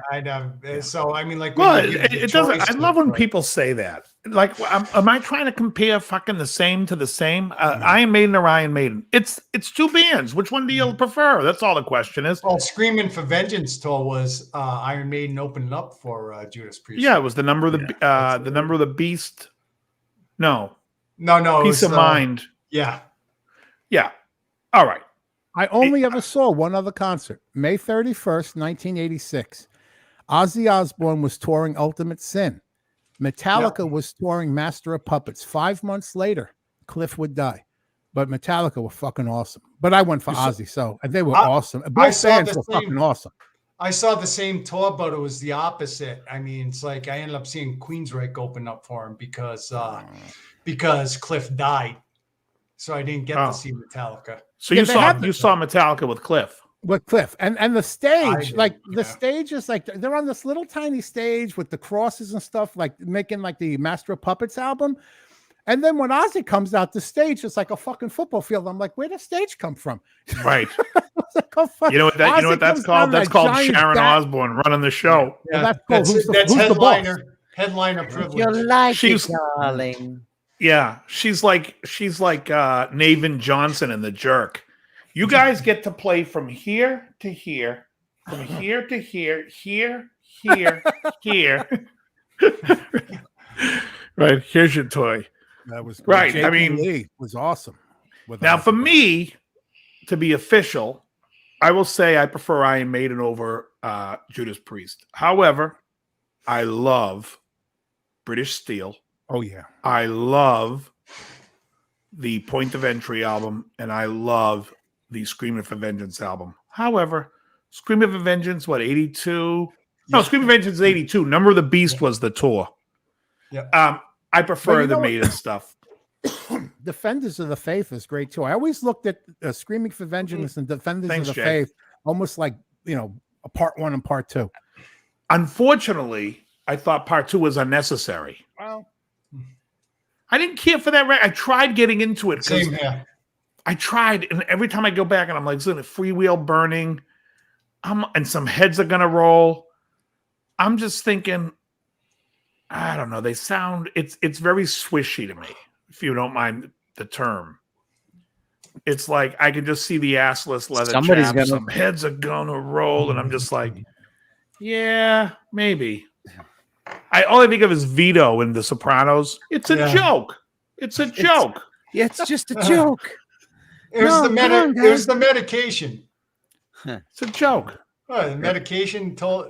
Well, you need a doctor's note to say you don't. And when I'm listening to that album, Defenders of the Faith, I got fucking Billy Bats coming up to me going, what's his name? Phil Leotardo saying, what are you, Fanuc? So I'm like, all right, that's it. I can't listen to that. Although I do like the Turbo album better. Yeah, Turbo Love is a good song. What else was on there? Locked In had a good riff. Locked In was great. Oh yeah, that's a good one. But the worst song on the album is Guidance. You just take Parental Guidance off the record. It's a great album. Just like United off of British Steel. Do you need United? Please. It's terrible. And there's another song on almost the whole side 2 of Point of Entry is unnecessary. You Say Yes and All the Way. No. But side 1 is so good, I still call it a phenomenal album because the side 1 is so unbelievable and overlooked on Point of Entry. Heading Out to the Highway, Don't Go, Hot Rockin', Desert Plains, Turning Circles. Great. I have Turning Circles and Desert Plains backwards, but seriously, fantastic record. And those guys were using those, what was those Marshalls they were using? They were using the JMP's 2203s. Right? It was pre JCM 800, which the only difference between the JCM 800 2203 and the JMP 2203 is 2 letters. Now, can you get a good bedroom level out of those? No, they're perfect. So here's a true story. My friend Paul Harris, who now works for Qdoba Guitars, used to work for Gibson, comes into the store and he's like, hey, Dave, can you give me a deal on the Jimi Hendrix Marshall stack you have? Remember when Marshall released that purple oversized cabinets, 100-watt plexi? $8,000 or something like that. Whatever it was, I gave it to him at cost. It was like right up on cost. He just covered the cost of it plus whatever, the 5-fub. So I sold it to him. And I asked him a couple of weeks later, I said, hey, how's that? I'm just laughing because there's no way that thing's in his house. And he's like, it's my bedroom amp. And he wasn't kidding. That amp is in his bedroom all the way to the ceiling. And his wife allows that. And I'm like, there's a guy who's never going to get it divorced. I'm looking at a picture of it now. It literally reaches the ceiling. Yeah, it's insane how tall it was. It's oversized cabs. This guy used it. It was his bedroom amp. I bet you he still has it there. He's unbelievable. He's still with it because she'd take half of it if he left. That's right. Now she'll take his. Now, very funny. He was working for Gibson, and he invites John Bingham and I to the Gibson theater to see what's his name from the Stray Cats. Brian Setzer. Brian Setzer's doing his Christmas show, and so Paul says, do you and John want to go? So we each bring a guest, and so there's 4 of us in the suite. We get the suite where they open up the thing and you're watching the whole concert from above. There's TVs of the show in your suite. So if they bring food in for you and everything else, and we meet Paul there with his wife, and his wife's telling us a story about how Paul has the most beautiful guitar, and he's turning red because she's talking about his Taylor and he's the Gibson rep. It was just hysterical because she's like, his Taylor's the most beautiful guitar. And he's just like, I work for Gibson. We're here in Gibson's suite. Could you shut the hell up? It was hilarious. There's the look on him. Yeah, I like Point of Entry, James Stewart. Best solid state amp out there. Are you saying, yeah, United Blows.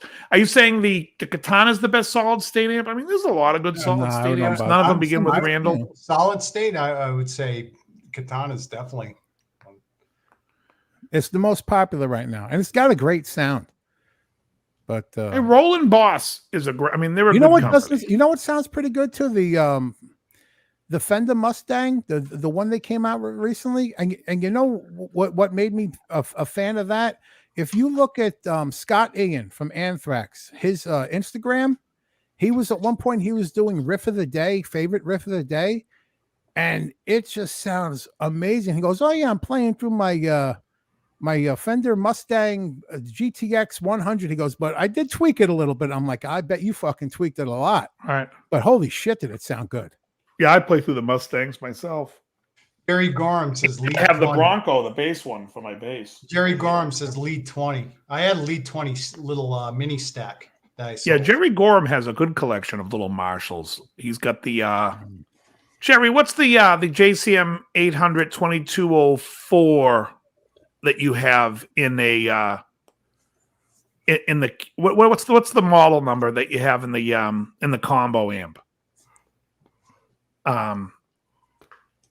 You know, it's weird because back then those numbers they didn't mean anything, but when you get to the JCM 900, the 2500, it's just the 2501 when you go to the combo. The 4010, thank you. Yeah, it's a great amp. He's got a Canadian one, so it has the regular switch with the light separate, not the plastic American Marshall switches. I don't know if you guys know that one. Lab Series L5, Brad the guitarologist says. What's happening, Brad? Be rad. Hey, if I could get if I had the money, I'd get so that's one your of air those guitar Engel room? iron balls. Those sound great. What is it? The Engel iron ball, I think it's called. Oh, the Engel, yeah. Yeah. Fireball? Those sound really good. Fireball. What am I calling it? Iron Ball. Not the fuck do I know. That was a character. That was a character in The Jerk. Iron Balls McGinty. Oh shit. But the Engel, that's a metal amp, right? You're a metal guy? You like new metal? I go I'm blues, rock, and metal, so I want something that can get me all three shades of that shit. Now I saw you were listening to Sleep, which I have a bunch of their records. Yeah. Have you heard Electric Wizard? Of course. Yeah, great. Yeah, great. Yeah, that stoner sludge metal, it's fun. It is. Have you heard Ghost at all? I'm not a big fan. No, I figured with your religious. Yeah, I just think that's silly shit. It's like that's fucking. But they think it's silly Madonna too. I don't that. think they Madonna take it serious. did that shit back in the 80s. All right, everyone, let's move on. Yeah. That's only part of their act, though. Yeah, but I saw I've them heard open the up music. for Maiden I'm on not a Book of big fan. Souls. Yeah, Book of Souls. They opened up that tour and they were great. But yeah, no, I can understand. Some people get sensitive about it. I love it. I think it's really clever. I think musically it's fun. I think the best couple of metal albums to come out in the last 10 years or 11 years now, since it's past 2010, I think All Hope Is Gone by Slipknot might be one of the best metal albums of all time. And I think Anthrax For All Kings, 2015, I want to say, is outstanding. Check out Samsora Blues Experiment. Yeah, I heard some of them because I've been listening to it's like Sleep Radio, it's called on Spotify, and they just throw everybody in there, and I'm like waking up to heart songs so I can go back and listen to albums. But that name stuck out. Yeah, Samsara Blues Experiment. Yeah. Okay. Yeah. I like Electric Wizard mainly because it's like so Sabbath inspired. Yeah. You know, I mean, they can't even get away with it with the name Electric Wizard. Yeah, I was gonna say. Yeah. And the artwork is so Sabbathy. How good was Sabbath coming out with that shit? Like Into the Void. I mean, all that stuff, all that sludge metal is basically Into the Void. Yeah. Now, you know what's awesome though? Think about it. At the time, you have Zeppelin, Agreed, Deep Purple, all of them, but Sabbath just sounds like Sabbath. No one else sounded like Sabbath, and Sabbath sounded like nobody else. They were great. You know, that shit's just timeless. Yeah, I think so. And you know what's funny is so many people love the Master of Reality album. And out of the first 6 albums, it's my least favorite. I just think it's funny. Yeah, I'm a huge Hats fan, Hugh. You know that. If you like ethereal music that's not metal, and it's just like, I would call it electronica working man's music from Scotland. The band's called the Blue Nile. Here's the where's it? Right there. The album's called I listened to that Hats. record. You remember a long time ago. Yeah. And you liked it, didn't you? Absolutely, yeah. Yeah, it's really like almost like Roxy Music Avalon, but better, which is hard to say because I think Avalon's all perfect album. It's definitely mood. And speaking of perfect albums, did somebody say Kiss Destroyer was a perfect album the other day in their vlog? Hey, yes, I did. I've loved that since I was a child. It was my first Kiss album. I was 10 years old, and I just loved the art. You know, I was in comic books. I'm into comic books, so of course the cover of that album, and they're just like 4 comic book looking characters. So I just fell in love with it. Maybe my friend always gives me shit about that too. He goes, "I've corrected you before. It's not the perfect album because of Great Expectations." I'm like, I'm fine with that song. Oh, it's terrible. And you know what? I thought Rock and Roll Over was a better album. You know and I what? thought Love Gun could have been a better album. You're right. But before, when you mentioned United by Judas Priest, I was sitting here thinking to myself, yeah, that's kind of like Great Expectations, but Great Expectations better. No, it's not. And you look at my guitar and you wish I were the one. Kiss Meets the Phantom of the fucking amusement park was my jam. Anything with Anthony Zerbe is fantastic. Exactly. I'm a huge Anthony Zerbe fan. So we're all of us are the same age, and I went through the Kiss thing. In fact, my sister wound up being named Beth. She was born in 1976. Her name is Beth. She was supposed to be Carrie Ann. But I convinced my parents about the name, and they actually named her Beth. Were they originally Hollies fans? Yeah, I was gonna say the Hollies. Hey, Carrie Ann, yeah. What's your game, girl? Can anybody play? Yeah. Yep, I was really, really into the Kiss thing. I mean, it was my first concert was the Love Gun tour. Yeah. So, I not so much anymore, but yeah, I hear you. I like it out of nostalgia, you know. Yep. No, for nostalgia. I mean, I'm a huge Dress to Kill fan. Dress to Kill was always my favorite album of theirs growing up. Now, when I listen back to the catalog, I have to say the first album is their best. Yeah, I agree with you on that. You want to hear the lamest Kiss Halloween story ever? Oh, true story. Let's hear it. So the I'm Paul 10 Lynn years, special. No, this is just me, my own Halloween story. I'm 10 years old, and I'm like, my mother gets me to makeup. I'm going to be, she gets me the black and the white for the face, and I'm going to do Kiss. I want to go out trick-or-treating is my favorite Kiss. And my favorite guy in Kiss is Ace Frehley. And then right after that, Gene Simmons had the greatest paint. I can't fucking do either of them. I didn't want to do Paul Stanley. So I get the face made up. I did it perfectly. I'm fucking Catman, Peter Criss. And I got out of my parents' room because they had the big mirror on the dresser, and I'm ready to go outside. My mother goes, "Where you going?" I says, "I'm gonna go out trick or treating." She goes, "Your guitar teacher's coming over. You got a guitar lesson." And I sat there in the living room taking a fucking guitar lesson, playing out of that fucking Mel Bay bullshit. And then afterwards, you got to do your homework. It's too late. It's dark now. You can't go outside. And I just sat there like a sad fucking a fat little sad Peter Criss on the edge of the couch, Halloween, I hear you calling, but I can't go out right now. You know, shit. Wow. No great pumpkin for you. No. Somebody, I don't know if you know the guy channels Axes. I forget the numbers that follow, but he posted himself playing Almost Human. I'm almost human. And I was surprised how much it reminds me of Watching You. 2084, I think, because I've been subbed to his channel for a while. Yes, that's it. He's great. But he was good. doing We're Watching You, yeah. It's the same song as I'm Almost Human, which I love that tune. That's my favorite song on Love Gun.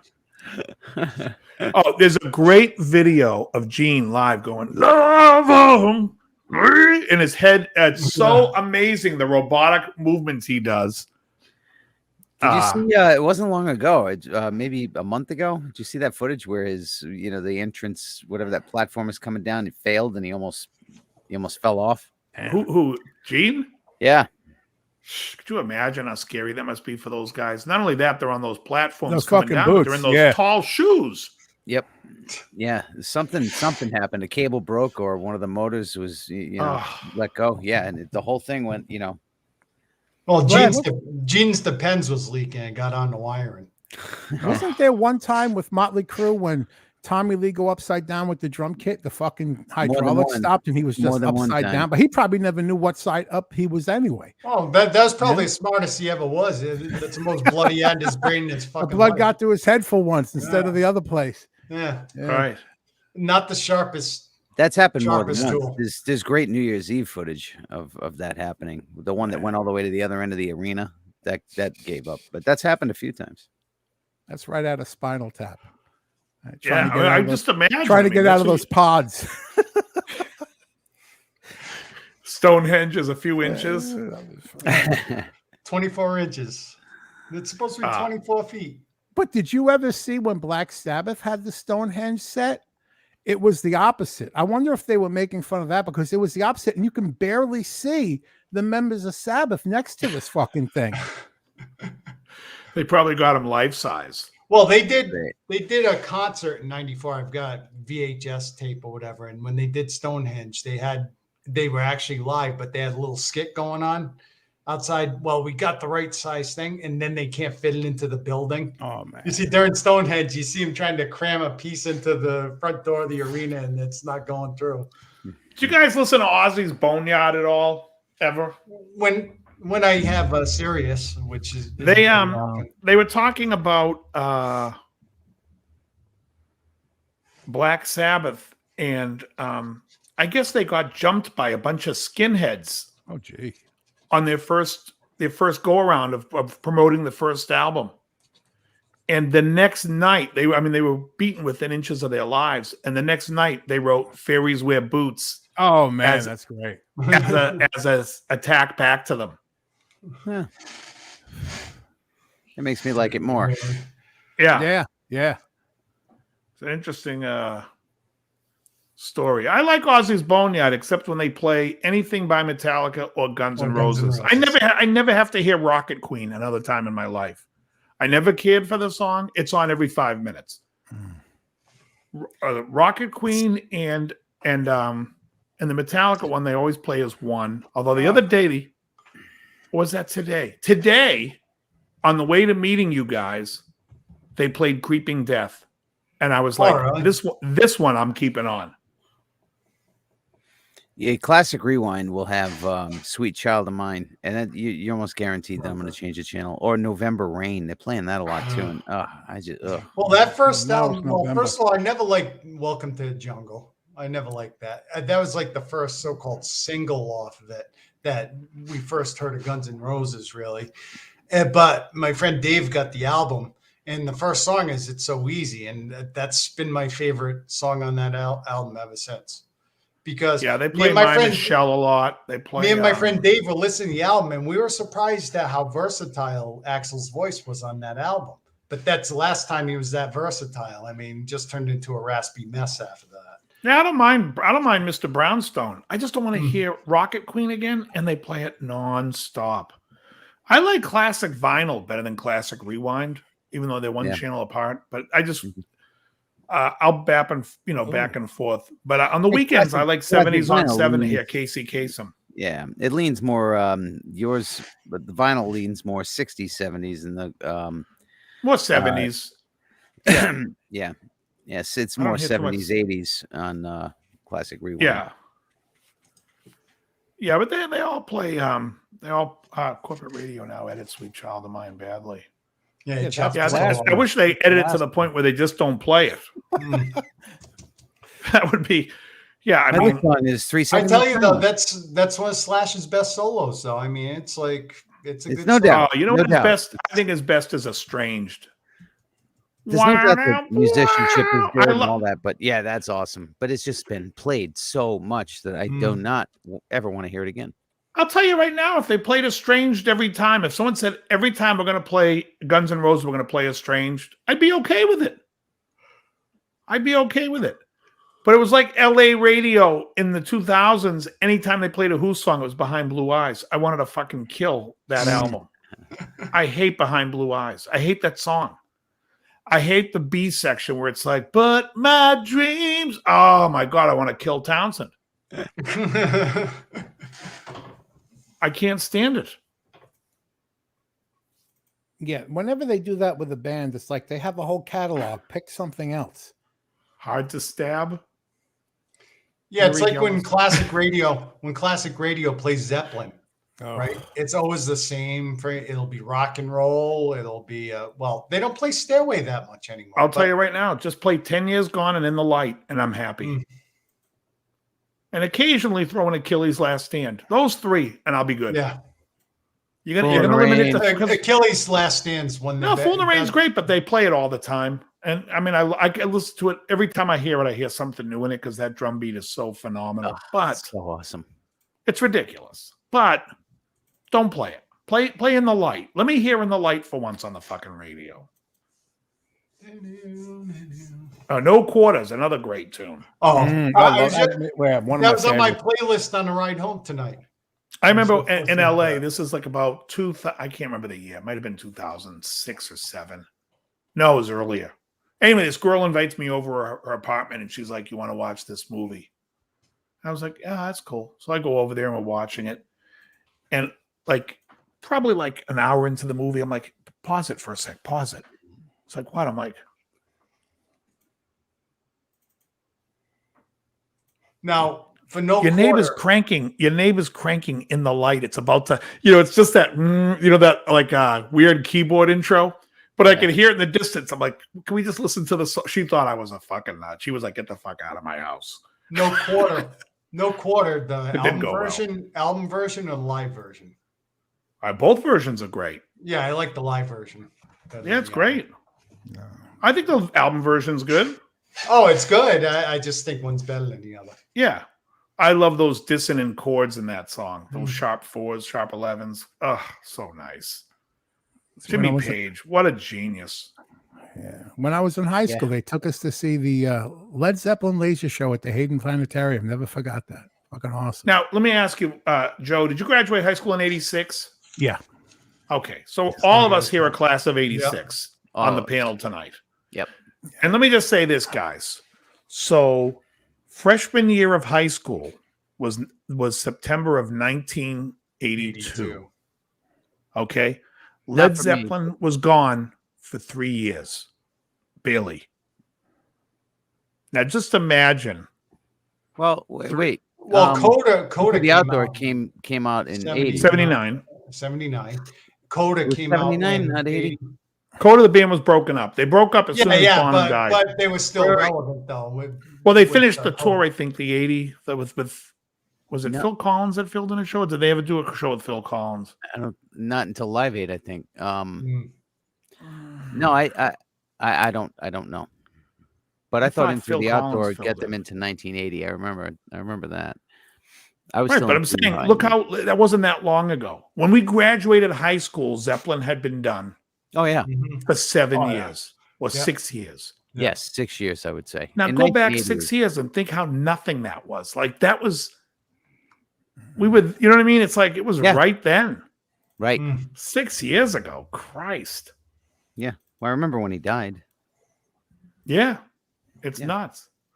I remember Or the Beatles. I remember when John Lennon was shot. I was in seventh Oh, grade, yeah. and I didn't learn about it until the next morning, getting driven Yeah. to school, and it was awful. I was a huge Beatles fan, and I cried in the car. I got in, and I'll never forget it to this day. You know how you run in, you've got news, you're a kid, and you're going to tell everybody else who maybe doesn't know, and nobody really knew or even cared if they even knew who I was talking about. I was shocked. I couldn't believe these. How can you not? So. Yeah, the Well, kids outside smoking cigarettes at your school were like, "Yeah, we always thought McCartney was the band." We had the morning ritual at my house. My mother would wake us up, and she'd have the radio going, and sometimes the TV too, and she'd smoke like a friggin' train. Oof. The morning ritual, your mother would wake you up and tell you who was murdered the night before. Yeah, exactly. In this case, yeah, that's exactly what it was. John Lennon got shot. Here's your news for the day, Krell. Yeah. All right, here you go. So Lennon got shot. This guy shot him outside of the Coda building. You're still looking into it. Now, I saw it on the news when they announced it live because I was on my way. Every night was the same ritual on WPIX. It was on Monday Night Football. They announced it. But I didn't see that. Halftime. I saw it on the news. I was waiting for Star Trek came on, and after Star Trek, there was the Odd Couple honeymoon of Star Trek, and then there was the Twilight Zone. But if you're lucky, sometimes you get two zones. So that's why I was doing shit in school, because I was up until 2 every night watching all that good shit. But I remember when they announced it on the news, I wanted to fucking die. I watched it on the news because I was staying up till 11 o'clock to watch Make Me Laugh. With Bobby Van as the host. You guys remember Bobby Van? I remember the show. Yeah, he was married to that girl on Match Game. Elaine Joyce. Elaine Joyce, yeah.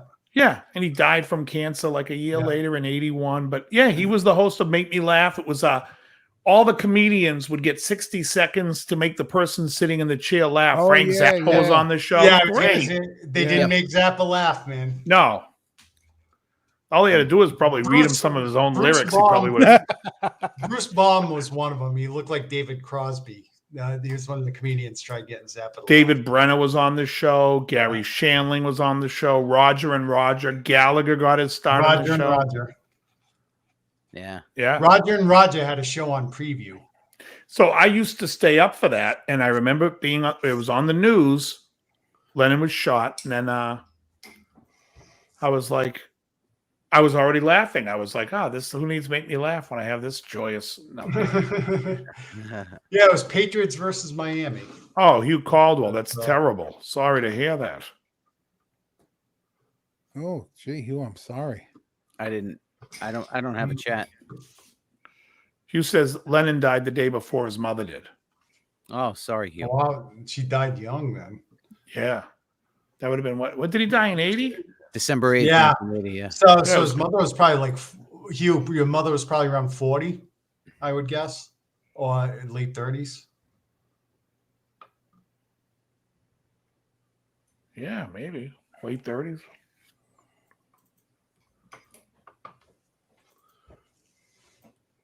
The Unknown Comic. You're right. Murray Langston was on the show. Absolutely. Shit. And I was going to bring up Murray Langston because earlier somebody brought up Linda Blair in The Exorcist. I think that was Joe. And I'm a huge fan of Night Patrol. Yeah, I knew you were going to bring that with up. Murray Langston, and she played Sue Perman. Pat Paulson. Pat Paulson. And your favorite actor, of course, Billy Barty. That's everyone's favorite actor. Billy Barty once said to me, "Hey, can you lend me $5? I'm a little short." Oh. First time I heard that joke. Jeez, another one.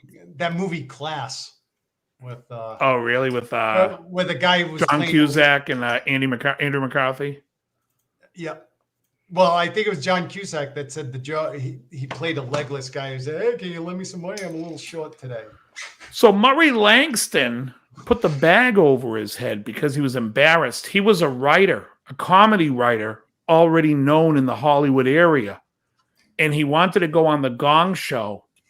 And his friends were telling him, go on, just throw a bag over your head. Nobody will know who you are. And that's how the Unknown Comic started. That was great. I dressed up as him for Halloween. Agreed, Hugh. Night Patrol's fantastic. And you know what the saddest thing, the saddest ending of them all was? Gene the dancing machine lost both of his legs because of diabetes. That's fucking ironically sad, man. That's ironically heartbreaking. Gene the dancing machine lost both of his legs because of fucking diabetes. Man, shit. Diabetes. The old diabetes. Yeah, that's unbelievable. Well, now, kept his legs. Have you seen Night Patrol, Joe? I know the name, but I'd have to see like Linda Blair plays Sue Perman. Oh, if she was in it, I saw it. I loved and I still love and adore her. And Murray Langston plays Kent, and she's like, "Oh, I knew him when he was a clerk, Kent." And she's super. And he goes, "What's the matter, Sue Perman?" She's like, "I don't know. I'm not feeling well." He goes, "Don't want to take any more crap tonight." And then they were like, they kept making Superman jokes, and she's like, "Oh, I don't have your schedule down yet, but I'll plan it daily." Oh, it's just, it was just one after another. My God. It's so shitty. It's good. It's such a great movie. Linda Blair went with Rick Springer. I know she went with Rick James. I didn't Jeff know. C. Empty Garden was about Lennon. Yeah. It's Rick James, bitch. Rick James dated Linda Blair. Rick Springfield dated Linda Blair when he was doing Jesse's Girl, I believe. I think she worked at the studio or something. And then Rick James dated her. She's also on that TV show Supernatural. And she looks great on it.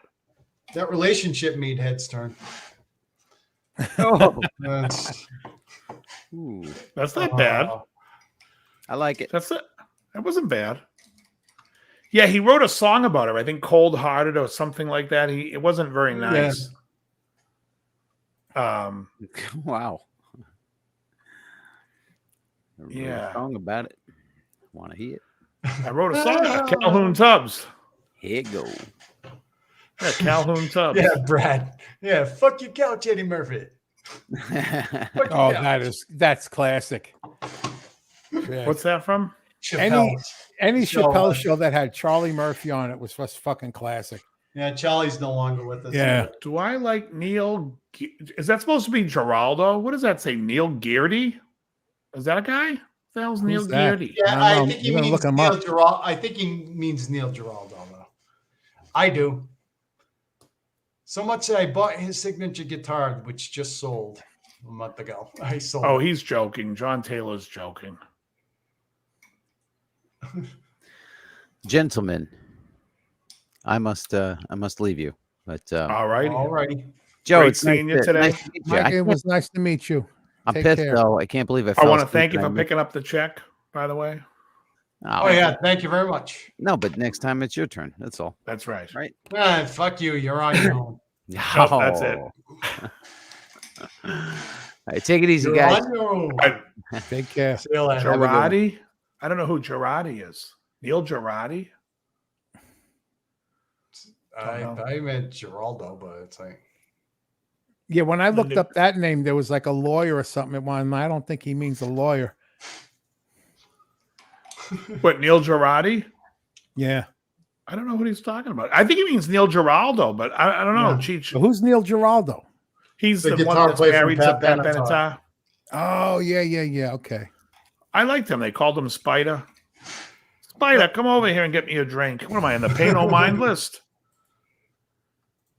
I'm getting a message here on Facebook. What is this? Oh, yeah. Some girl wants to join Look at me. Boston I'm Hopalong musicians. Cassidy. Hop along, Quesadille. Shane?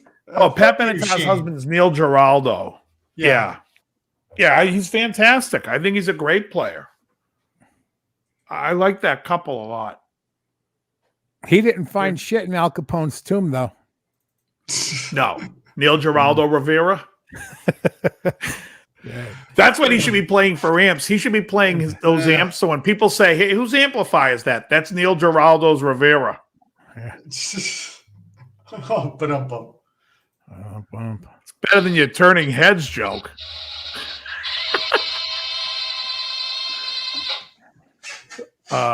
Where is the one who eats Hanoi Bomb? Always asking Johnny Kramer. All right, let's see here. Where's Ryan tonight?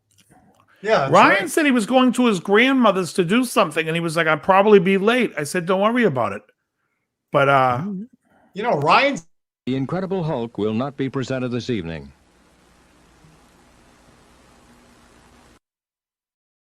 Love that when they used to have Please those turn. specials. Like they that was taken from when the Star Wars Christmas thing.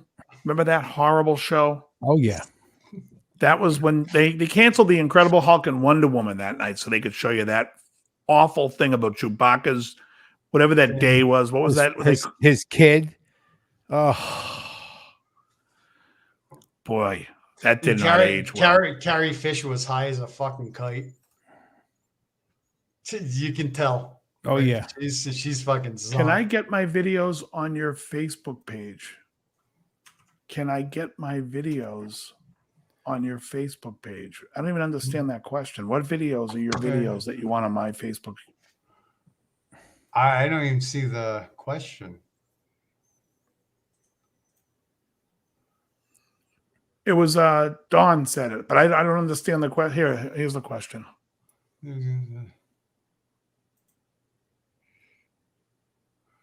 Does he mean It's get your videos? Joe Hugh. What? Unless he's joking because he's wearing a shirt that there it says is. Joe, Okay. Joe. I'm fucking with you, silly. I didn't get it. That was the start of the Chewbacca defense. Awful. Awful. Well, Joe, you're at 98 subs tonight. I didn't even check. You're catching up to me. I think I'm at 117. And I You don't guys do should be shit. following. You guys, listen, Joe does a sobriety vlog. It's entertaining. Dawn, I don't know if you're familiar with it. Oh yeah, I'm up there. I got two. Nice. You should. There it is again, you guys. If you're not sub to Joe, please sub Joe. That's his. It's entertaining. I will tell you that.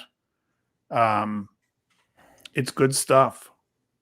It's basically a journal. I before I record it, I think, what the fuck am I going to talk about? And I usually end up talking about too much. So it's meant to be.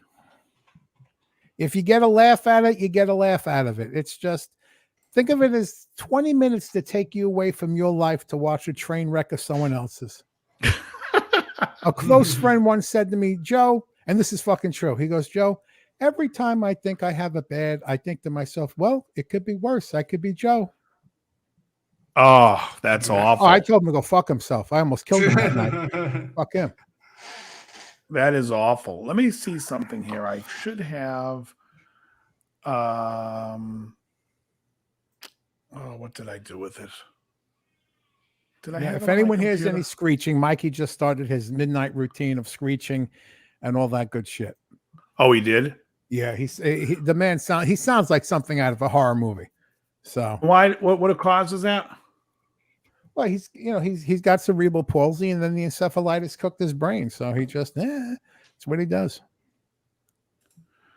All right, let me show. I'm going to show another picture in a second here. So in 2 weeks, what did I do with it? So is there no show next week? No, there's a show. It's just Okay. us, though. I'm just saying, for as far as guests go. Why can't I see this picture now? There it is. There's a show. There's a show every week, Joe. Okay. You're locked in. You're on the bill. We'll need to talk about gear and shit. Yeah. Well, this was a different. You can always bring up your gear. I got none. That's the problem. But I was on. Listen, Krelbar, you got to do me a favor. I'm fucking dying over here. You're friends with Steve Austin, right? Yeah. How does he get? See that link you sent me last week? I think our wires got crossed. I've been using my computer as an amp for years, but how does he get the tone from the THU when he's live and shit? I can't. That's what I can't. I keep getting the dry signal. And last night he had one of those videos. It's so and so in the morning. You up and I'm there, and I'm like, hey Steve, I got to ask you a favor. And you can see him reading it, and he just don't fucking answer. I'm like, fuck. I'll bring it up creatively next time I talk to him.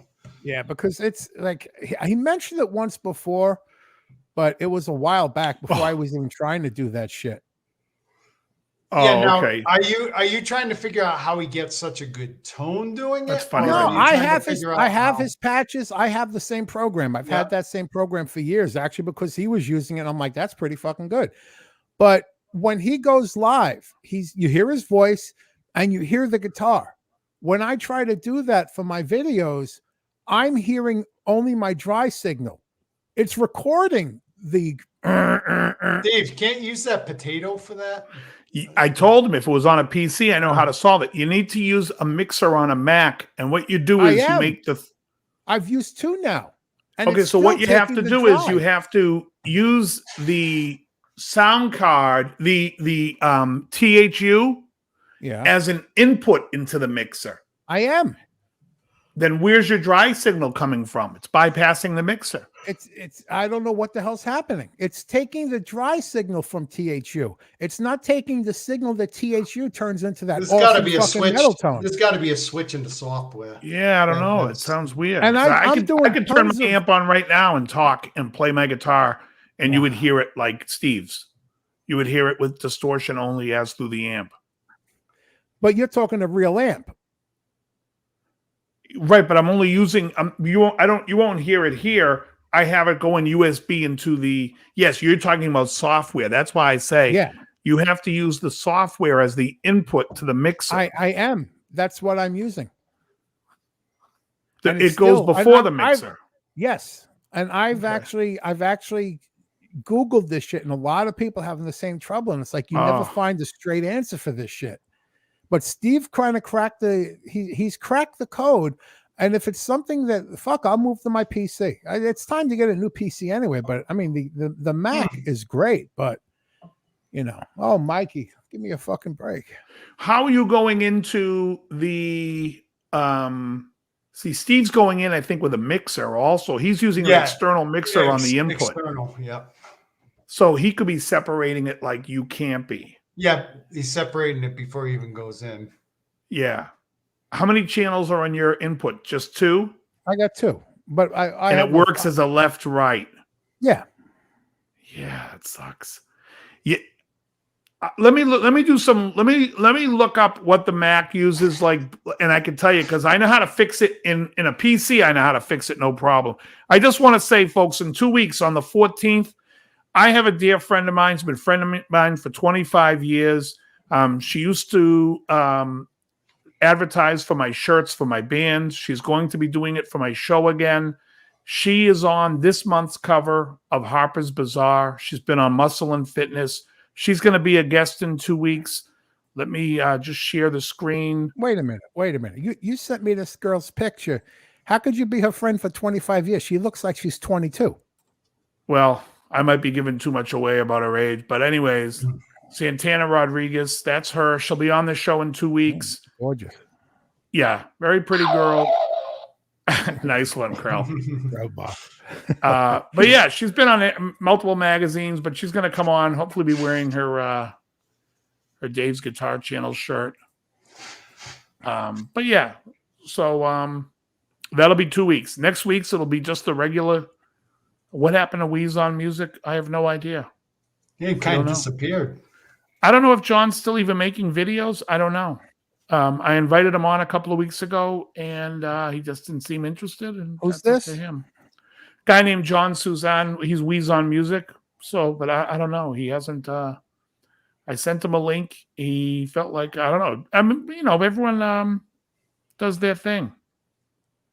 Yeah, I was watching one of your videos this week. It was because at one point everyone on YouTube was doing this reaction videos. To me are fucking stupid.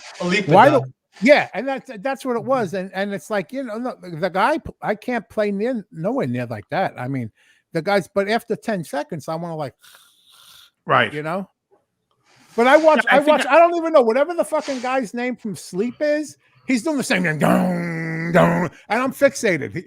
Right. Yeah, he's got you mesmerized. Yeah, it's fucking mesmerizing. But that's the whole thing. But that's like there's these other guys that aren't acoustic, and one guy actually called himself the Acoustic Ninja, and they're unbelievable. But yeah, there's that Korean kid that's unbelievable on it too. But I'm with you. Like you listen to the first second or so of War Pigs when he goes boom, boom, doom, doom, boom, and the guitar's still holding that E, and then he's like, wow, wow, wow. It's like, oh shit, I can listen to this. Let me tell you, I learned. Wow. I learned something about music. This was back in the 80s. The first song I learned to play on the guitar was War Pigs. My guitar teacher taught me how to play that. I came out of and I was playing to the record every day. And I come out of the bedroom one day, my mother's sitting in the living room watching her fucking soap opera block, like sands in an hourglass. These are the days of our life. Watching my stories. Everything. And you're watching her stories. Her stories almost got us killed one day in the car. But she goes, "What's that song you're playing?" And I'm like, "What song?" She goes, "The one you keep playing on the guitar. I like that." And I'm like, "You like Black Sabbath's War Pigs?" And that's when I learned that if you listen to something enough, you'll like it. Yeah. Oh, yeah. Well, how do you think like these guys like Jay-Z have songs on the radio? You play them 100 times, so some idiot's going to go, "This is good." Is it? No, I refuse. Is There's it? some music I refuse to listen to because I don't want to end up liking it. Right. I don't know if you can. Although Jay-Z is inducted into the Rock and Roll Hall of Fame.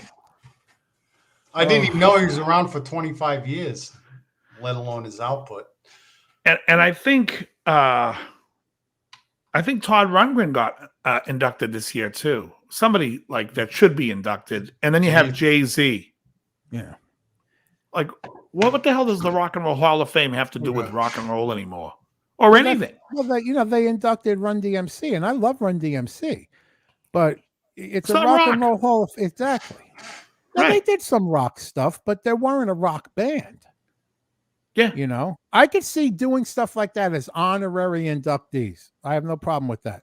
But when you're inducting those stuff like that before Iron Maiden and other fucking groups like that, insane.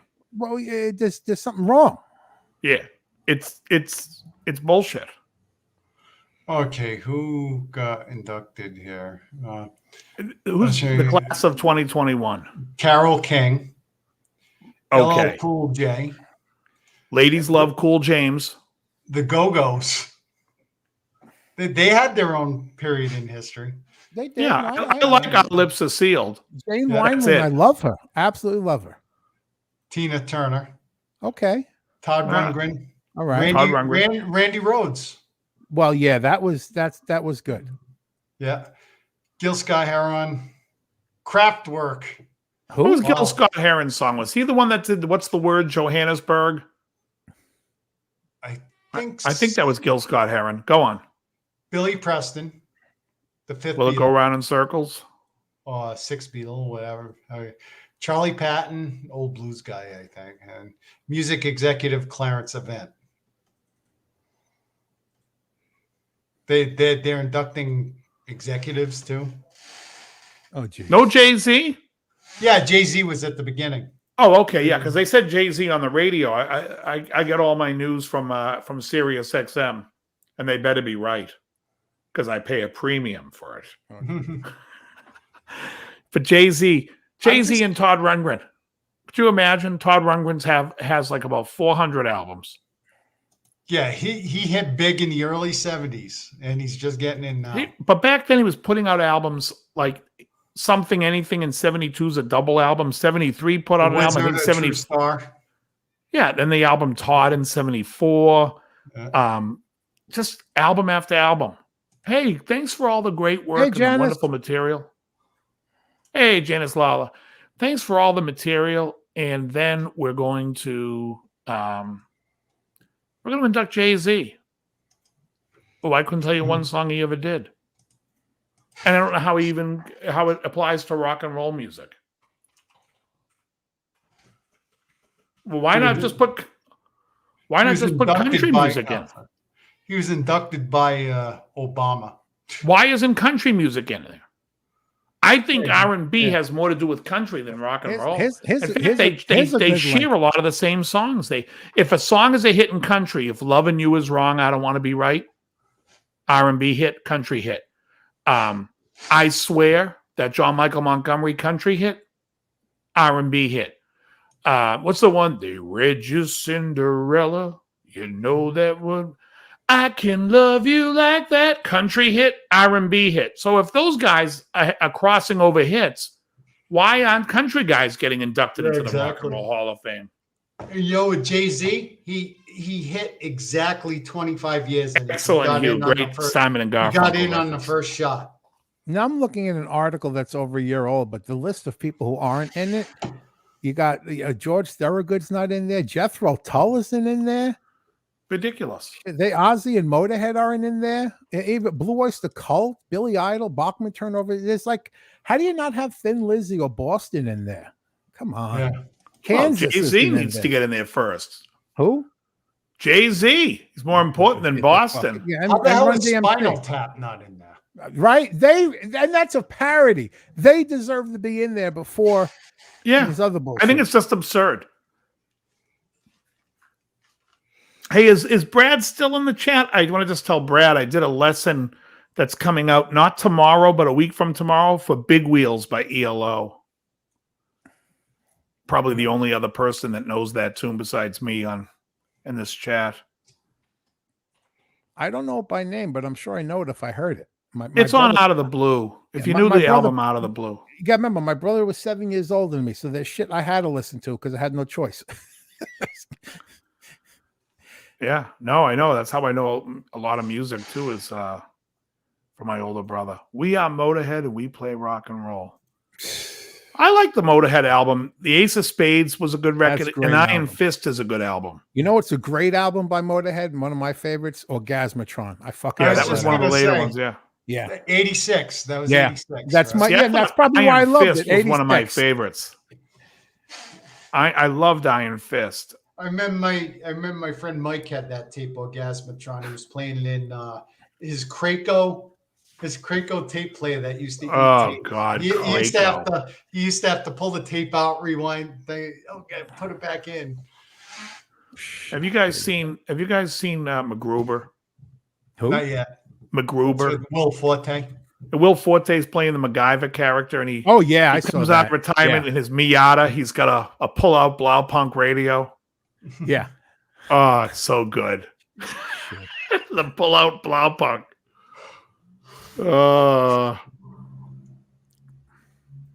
Yeah, no, I'm telling you, what do these rappers have to do with rock and roll? I have no idea. Oh, yes, Jan, you would know it. Absolutely. Yeah. He would know Big Wheels because Jan's a big ELO. Actually, I think Young MC just went in last year, didn't he? Oh, don't say that. He only had one song. Yeah, he had to bust a move. No, but was it Young MC that wrote the songs for like Funky Cole Medina for what's his name? I think so. Name? Yeah, the Tone Loc. Tone Loc songs were Young MCs.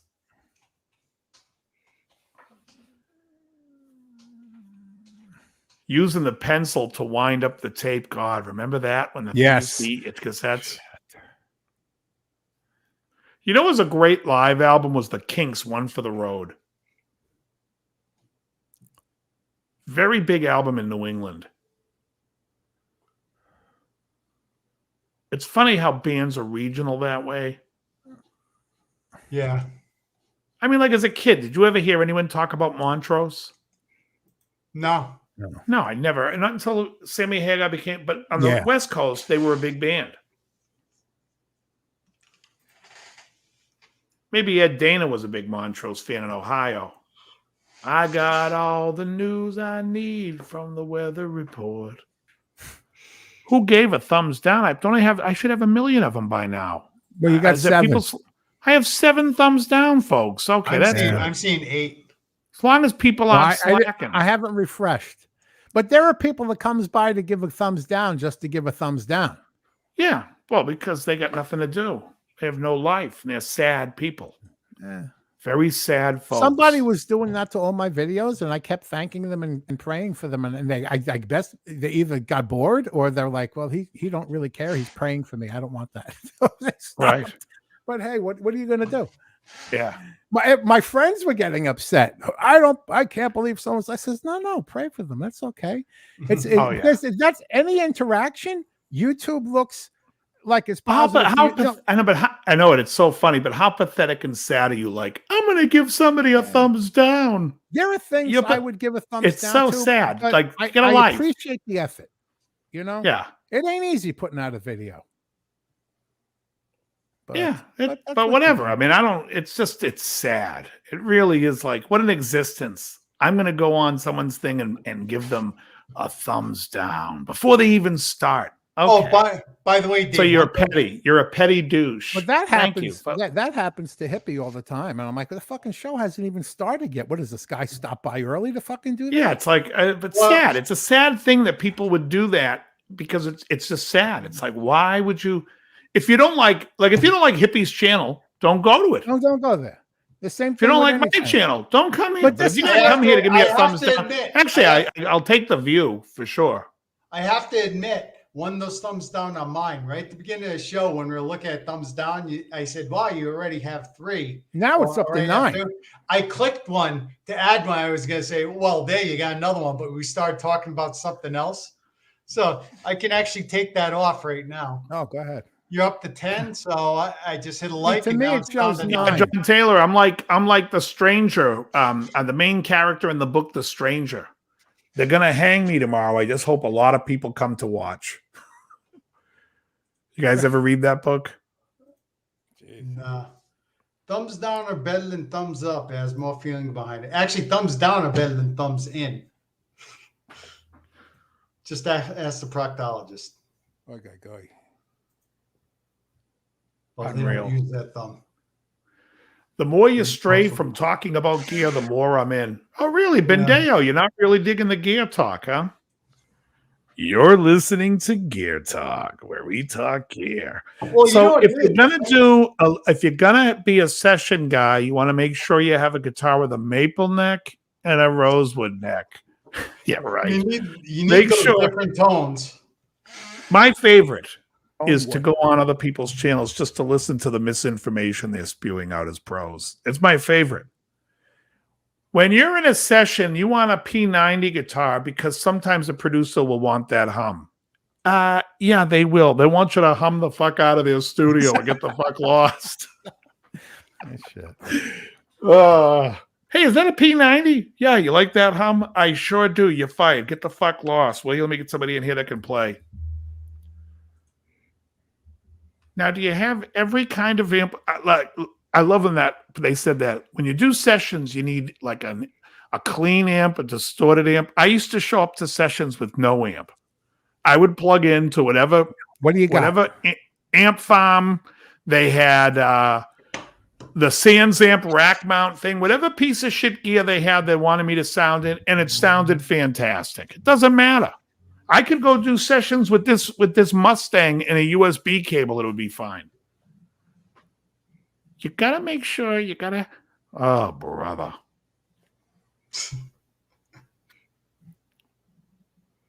I'll tell you, though, Billy Gibbons Les Paul, through that 64 deluxe reverb he had, or 63, whatever that brown face was, you could work your whole life with that sound. He did. You could that did. Sound is that's right. God bless him. He did. Yeah. He still is. How does that guy, he seriously uses a different amp and guitar on every album, and they all sound the same. It all sounds, whatever he's playing, everything sounds like his Les Paul into that brown face. Maybe that's why they call him the Reverend. No, it's just crazy. I'd say, to me, I'm putting it on the plate, the best tone in rock and roll, Billy Gibbons. Yeah, I could buy that for $1. I could cite about 3 tunes: Beer Drinkers and Hellraisers, Blue Jean Blues. Christ, Jesus Left Chicago. Even anything else off of. You know what I love is Have You Heard? Have you heard? That spiritual song they do, great. Or Hot Blue and Righteous with that tremolo. Billy's good. Now, how many guitars do you have, Dave? All together? No, the ones you've divorced as well. What do you mean all together? Yeah, how many guitars? Like electrics, acoustics. Yeah, everything. Yeah. All right, I have 3 acoustics. Okay. I have 4 basses. 1, 2, 3, 4, 5, 6, 7, 8, 9, 10, 11, 12. And 12 electrics. Ooh, yeah, I had a lot of guitars. When I was a teenager, I had a lot of guitars, more than I do now. But sometimes life presents that moment of decision where you keep your shit or you survive and eat, and they call that a purge. A lot of people. So I had to do. But I'll tell you a funny guitar story. But it's Dave's Guitar Channel. I'm going to tell a funny guitar story. I went into a guitar shop. This was, Krelbar is going to know the year. It was right when the first Steve Vai signature came out with Ibanez. 86. Yeah, so it had to be 87. I mean, my entire life is based around 1986. 87. Yeah, could have been. Was it 87 or 86? I'm pretty sure it was 87. The gem, right? Yes. The Loch Ness Green. But it was. I think it was still Wasn't it also the non-gem version? Was the RG, right? Yeah. Well, it was like he took an RG and kind of modified it to his own. Right. The neck's wider. So I walk in a guitar shop and there's two guitars up on the wall. There's the Steve Vai with the grip, the monkey grip, and there's the other one, same exact color, both black and white. They look identical to me. Both maple necks. Hold on, black and white, both guitars. Yeah, both were black and white. Yeah, white guitars, black pickboard, maple neck, Floyd Rose on each. Well, probably wasn't the Floyd. First year. That was did it do the white one? Are you talking about? He's talking about the 7 strings, I think. The Universe. No, these are 6 because I bought one. I think they did. I think the second year they had a white one. They had a black gem to begin. No, it's white. No, it was white. Yeah, they had a white and a Loch Ness green. Oh, okay. So it was the first year, white. That's what he's saying. White with the black pickup. So it's the first year because I remember they had not come out before, and I walk in, and there's two of them on the wall. And I'm talking to the guy. I says, "Oh, that's beautiful."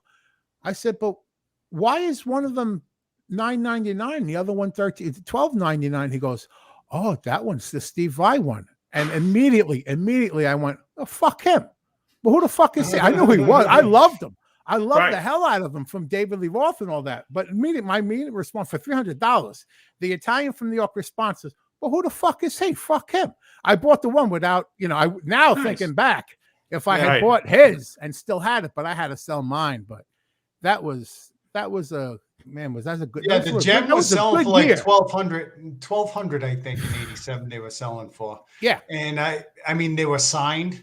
And and it was signed too. You're right. It was on the wall signed because I said, but there's writing on it. He goes, "Yeah, that's Steve Vai. He signed it." I said, "So who the fuck is he? Fuck him."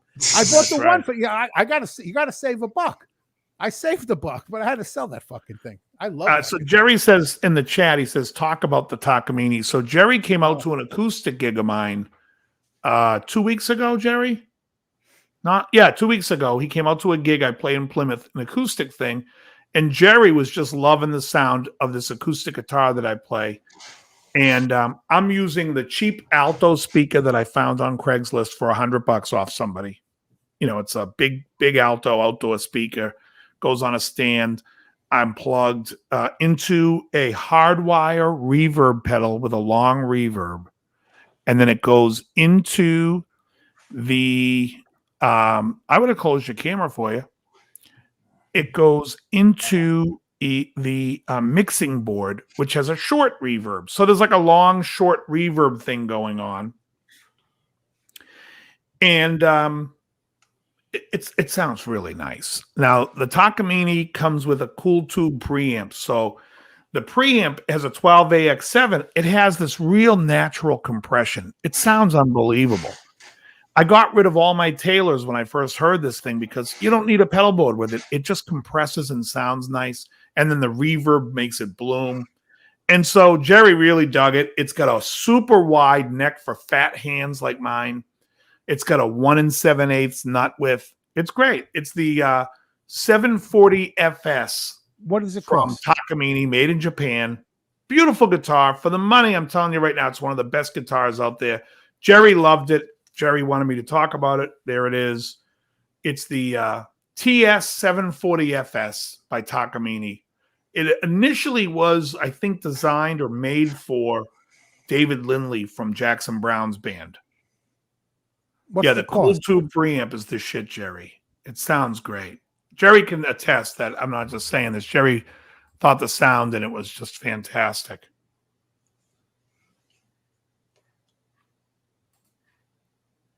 Yeah. Thanks, Jerry. And everyone was digging the music. It was the crowd that we play all these songs that are like the AM gold songs that you would hear as a kid. Like we play Been Away, Haven't Seen You in a While. We just How have you disagree. been? We just disagree. We play Summer Breeze. We play everything. It's fun. And then the last week, Emily and I did the show, and we did songs like Heaven Knows, which is a Donna Summer song, and we did Show and Tell by Al Wilson. We did Poetry Man by Phoebe Snow.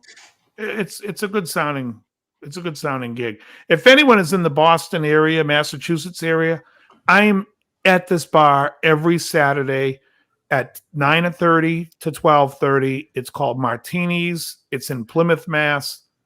It's a lot of fun. So if you're in the area, Martinis, Plymouth, Mass, every Saturday.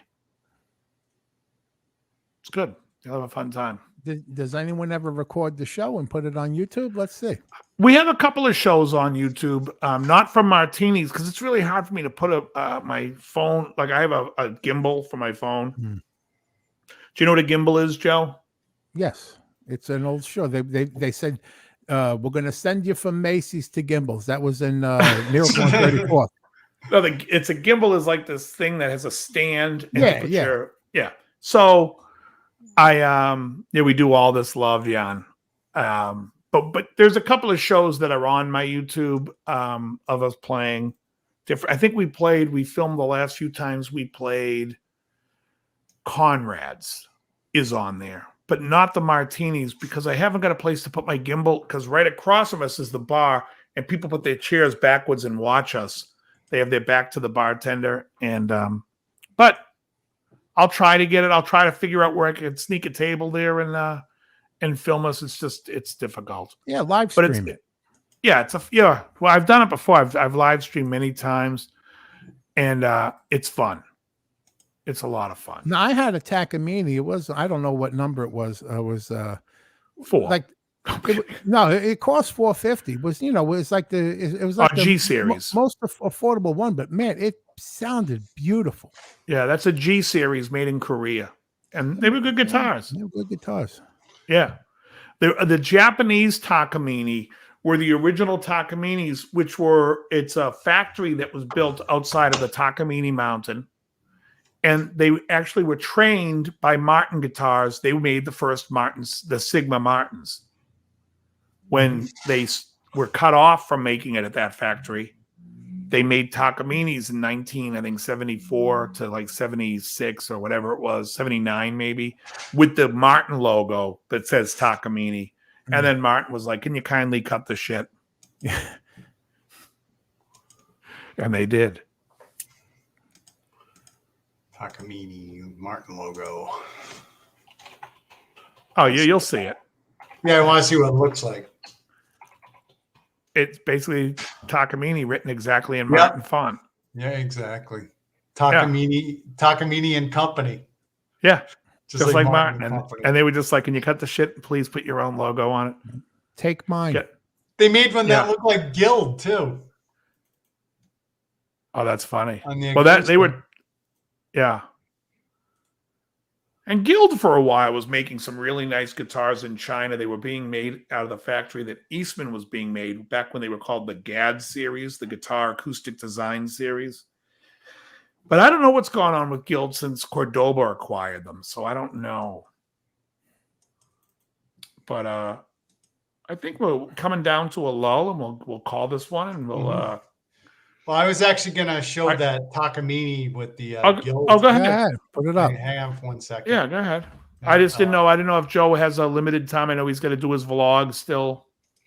I got to do the vlog. I'm back to work tomorrow after 5 days off. Oh, God. Okay, share. Yeah, it's fun, though, isn't it? Oh, yeah. All I think tomorrow is I'm back in the gym. I got to do 2 sessions of cardio and chest, and I'm just like, oh. Once I'm there, I'm fine. Okay, what do we got here? Oh, whoops. Let me open the link. Oh yeah, that is. Yeah, that's definite. Oh shit. That looks fake though. Is that real? Oh, I had a 12-string. That looks Fender. fake. It looks like somebody made that to look like that. Oh, okay. That's my bad. It looks like a Photoshop job. Oh, okay. I just saw that and I go, man, that looks like I've never real. seen that before. But show the Martin. There it is. There's the Martin one. Yeah, Takamine and Company.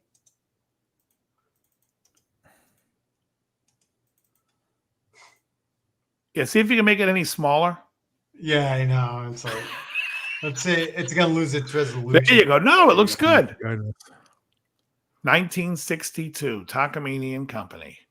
Hey, making Takamine, Martin copies. what do you for- say? I just Hey, got back from right. the art of fate. The art of fate. What's the art of fate? It's what you ought not to do, but you do anyway. Cheech, still teaching? Yes, of course. That's all I do. I'll teach tomorrow. I teach Tuesday. I teach Wednesday. I teach Thursday. I'm off Friday. I'm playing live Saturday. Are we doing pizza and cigars on Sunday? Of course. Why not? I think we should do BJ's again, though. Yeah, I'm fine with that. We stepped out a little bit for one. Yeah, Guys, we've keep showing them damn cigars. I haven't had one in decades. Oh, really? It was college was the last time I had one. Shit. You know, it started because I went by myself the first time. A friend of mine called me up and he's like, hey, a bunch of us are hanging out at White Ash. So I go there and there's like 8 or 9 guys that I know there. And we're all smoking cigars. So the next time I had Krelbar come out with, you and your brother came out with me. And it was a lot of people. Not as many as the first time, but still a great crowd. And it was a great hang. We had the games on. Everyone just smoked cigars. Jenna, who we love, runs around. She gets drinks. She smokes cigars with everybody. She works there. So it's like, it's a real family, relaxed vibe. You know what I mean? Like, she gets you. It all started a few weeks ago. Dave wanted to, hey, got to try BJ's. So me and him went to BJ's. Then afterwards, it was me, him, and Donnie. And Mike was supposed to show up. Yeah, that's right. And then me, you, and my brother. And Mike couldn't make it. And Donnie couldn't make it. And today was, that's when we first went to the White Ash last week. Yeah, the White. Yeah. And it's cool because it's nice when you go there and the girl goes, go pick out a cigar. What do you want to drink? And then she comes up to you afterwards and says, just pay me. We'll settle up at the end. Enjoy yourself. It's not like this, pay for every little thing. Yeah, it's like they don't nickel and dime you. It's like, we'll settle up at the end. Don't worry about it. She's like, it's just great. It's like a nice vibe. We had both games on for a little bit, the Patriots and the Tampa Bay game, but then somehow the Tampa Bay game they changed because the brothers didn't want to have to turn their back a little bit. But I would have much rather watched the Tampa Bay game. Nice big windows overlooking scenic Pawtucket. Yeah, overlooking a bunch of traffic stop signs. The armpit of Rhode Island.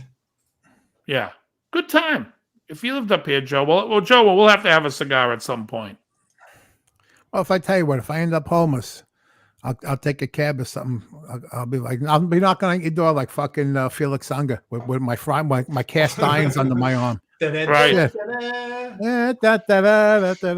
How long have you been living at that place? For a long time, right? 2009. Yeah, the brother sent me a text today. Man, did I curse him out during text, which is rare for me because I usually put up with people's shit. But if you tell me I caused something and I had nothing to do with it, I have like one pet peeve.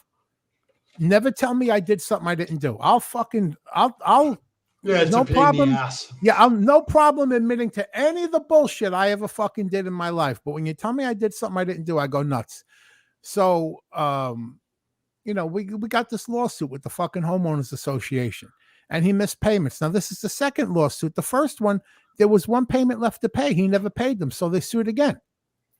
So he's doing the same shit. I went fucking nuts. And he came by tonight. He's like basically crying. He goes, I really love the hell out of you and all that, but don't call me a motherfucker. That really hurt me. I'm like, I called my mother a motherfucker. She's the first person that taught me how to say motherfucker. You know, Right. So, I was like, I said, are you for real? And then I said to him, I says, do I got to find another place to live? Let me know. He's like, no, you don't. And it's been this way for years now. So this is always like on the verge of fucking disaster. Like I'm on the Titanic and the iceberg's always ahead of us, but we never fucking hit it. Wow. Yeah, that's a volatile situation. It's just aggravating. And Italians don't like aggravation. Even though we dwell in it, we don't like it. Now, Mikey has a nurse. Yeah. And so you take care of him when the nurse isn't there. Yeah, and I've been since 2009. I'm not even exaggerating. I've been living under a curfew since 2009 because once the nurse leaves, you can't leave Michael alone. And another fact, like what my friend said about when I told you my friend Hoover reviewed what my first appearance. He goes, no one would suspect you're an antisocial person that doesn't leave the house. And I have not left the house since May 2019. Holy crap. That's a year before COVID. I've gone to the mailbox in the middle of the street to pick something up. That's as far as I fucking gone. Because when I wake up in the morning, right, I have an hour before I start work. I work, the nurse comes, she takes care of Michael. By the time he's gone, I'm getting off of work, she's leaving. Right. So I was going out on Saturday and Sundays to do my shopping, but it's my 2 days off. I was fucking killing myself. I said, and I kept seeing these ads on Facebook for Shipped and Instacart. So it's like, let me try this. They do better shopping than I ever did, these people. Right. I've been using it ever since. And like everyone's like, when everyone was putting those memes up about COVID, oh, I'm all cooped up and this, and then people would go, welcome to my world. I said that shit for real and meant it. But I want to get out. Part of the reason was I was a fat fuck that couldn't move 5 feet without wanting to die and drop dead. Well, now I've lost over 150 fucking pounds. Yeah. I'm starting to get that desire. It's literally going to be, but at a time I'm able to get back, Krelbar, go out at the weight when I want to go out. I'm going to be out there with a fucking paper bag with cans in it, like Cillian Murphy from 28 Days Later. Where the fuck is? Oh, COVID got y'all? Well, fuck you. That's when I'm finally going to get to go out. You'll all be dead because of this fucking COVID. I mean, the last man on earth. Shit. Omega man. It drove us all a little crazy being cooped up because what happened is that I would go out and drive and do a little shopping and stuff, but the thing is everyone shut themselves off. It's like I'm not getting calls from anyone. No one's kind of during this whole thing. It's like, what the fuck, It's like it went overboard. Yeah.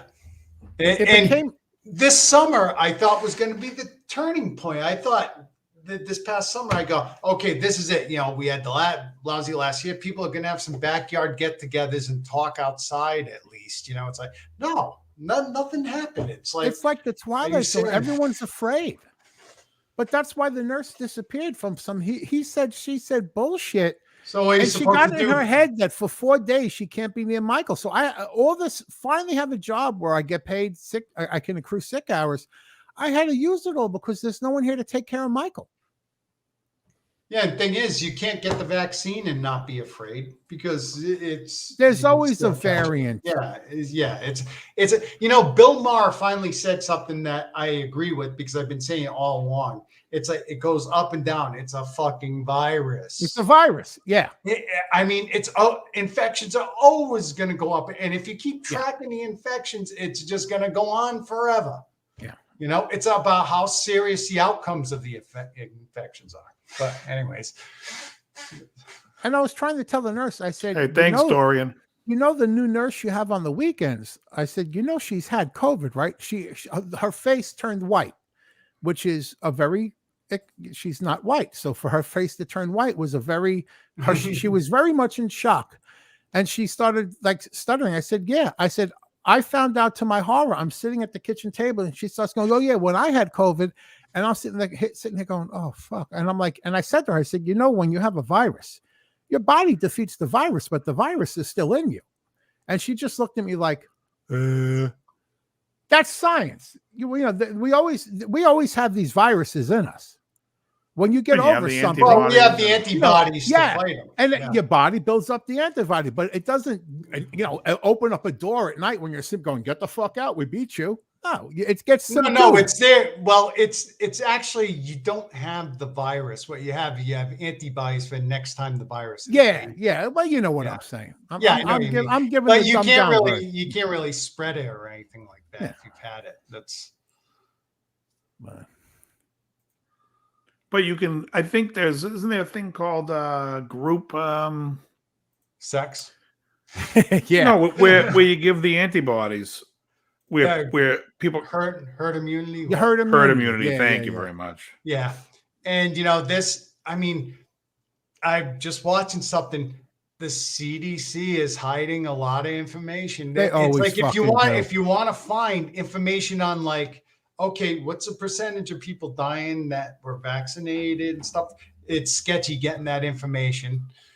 And it's. Yeah, because they're all full of shit. Yeah, exactly. Everything becomes political, and that's when it becomes a mess. The manipulation of words. The manipulation of words. I mean, they keep saying natural immunity. It's not natural. It's acquired immunity that they're talking about. Natural immunity is what you're born with. It's innate immunity. Same, they're interchangeable. But people refer to it as natural immunity if you caught it and then you're immune. And no, it's acquired. But they're propagating this. And my friend tells me, oh, well, that's kind of being semantics and stuff. No, first you start changing the meaning of a word here and there, then it accumulates, and then all of a sudden you're changing the meaning of sentences and paragraphs, and then all of a sudden everything's bizarro world. Yeah, but that's what they call that slippery slope. Yep. And I believe in slippery slopes. Yeah, you may want to make fun of it, but once you're sliding your ass fucking down, like you're on a sled with olive oil, you're on a slippery slope. or like Clark Griswold on a sled with that super glide. Shit. That's it.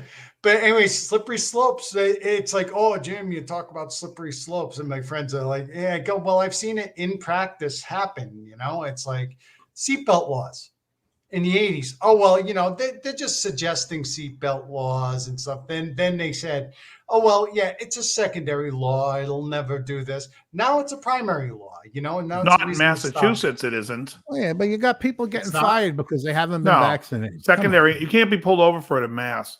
Oh, okay. But there are places you can be pulled over for it. Sure. They'll say, oh, you weren't wearing your seatbelt. It's basically a catch-all. They can basically pull you over for anything now. Oh, it looked like you weren't wearing your seatbelt.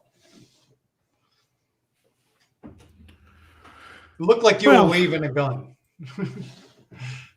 It's a prop. Did you see that meme going around yet? No. Guy goes, do you have any firearms in your car? No, just movie props. That's a good one. I tell you, Baldwin should have gone with the set of steak knives instead of the prop gun. Just movie props. That's my new thing now. Everything's a movie prop. They should alter that scene, Glenn Ross. Oh, third place you get a set of steak knives. Third place you get a prop gun. That'd be great. It's like Get I said, mad. If SNL had, I said this last night, if SNL had any balls, they'd have Donald Trump on imitating Alec Baldwin. Right, exactly. And it's like, but do they have balls? Let's see what Roger not. says. No. Roger sounds like he doesn't have balls. I love Roger. I love Roger Smith. Here's one for Joe, did you say you were a Stern fan? Oh yeah. Yeah. You know this sound effect then. Mr. Blutowski. 0.0.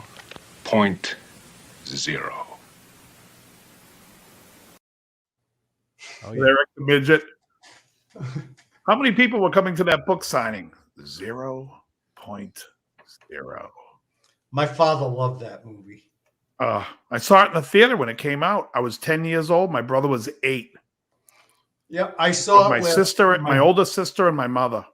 It was a 2-family event when we went to see it. The Toomeys and the Tuckers. And It's like it was my brother, my brother's friend Doug, me, and parents from both families. We went to go see it. And then a few years later, 6 years later, I'm in Arizona watching on cable. My father sat and watched it with me, and he goes, "You know, I love this movie." He said, "My father was a tough guy to please." Right. You mind Everyone, if we dance everyone with loves the a good dates? film with John Vernon. Oh yeah. All right, everybody, listen, we're getting almost to 3 hours here. Joe's got to do his vlog. I'm curious to watch his vlog. I always enjoy his stories, and so should you. Let me try to get Joe's, let me get his page up one more time if I can. Joe, do you have it? Yeah, I got it. Okay. You can post it in the chat. Folks, this is Joe Snowball. Follow him. Hannah Baum, get in there and follow him. If you're not already, Dorian, get in there and follow him. I think he might already. I call it a sobriety vlog. I don't really talk much. It's like a journal, my daily journal. I do it to do something, right? You do it to do something. Great to see you, Hugh Caldwell. Hugh's always great. Thank you, Hugh. Oh, Hugh's awesome. Hugh needs to come on sometime. Yeah, Hugh hasn't been on in a while. Hugh, anytime you want to come on soon. Like I said, so next week's a regular show. After the week after that will be 2 weeks after that will be a regular show. The first hour again is going to go to my friend Santana, who's going to come on, talk about what she's been working on, and she has a great story. And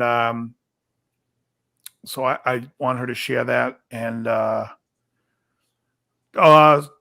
Snowball has some drum videos, so please, guys, go check out Snowball. Yeah, anytime, Hugh, just message me. Hugh, I messaged you a few times on Facebook. For some reason, I feel like you ignore my messages now. Let's not forget to You're thank like, Rachel. fuck this guy. I will not be ignored. I'm kidding. Let's thank Rachel for coming on the show. And We want to thank Rachel Hoffman. She was the whole awesome. show. The whole show I've been on Instagram liking like every one of her posts. She's gonna think she's got a new stalker. I hope she don't. Right. No, she's a real sweetheart, and she's funny, and she's down to earth. And when she's talking about people who are like problematic, trust me, they're probably very problematic because she's not someone that takes, she's not a wimp. No. And so, and she speaks her mind. She's good stuff. Good people. And Rachel, if you're still watching, we'll have you on the show anytime you want to come on. Open invitation. Just message me on Facebook if my show's on and send me the link. I want to pop on, and you're in. I know, Hugh. I know. I'm only teasing, but I messaged you.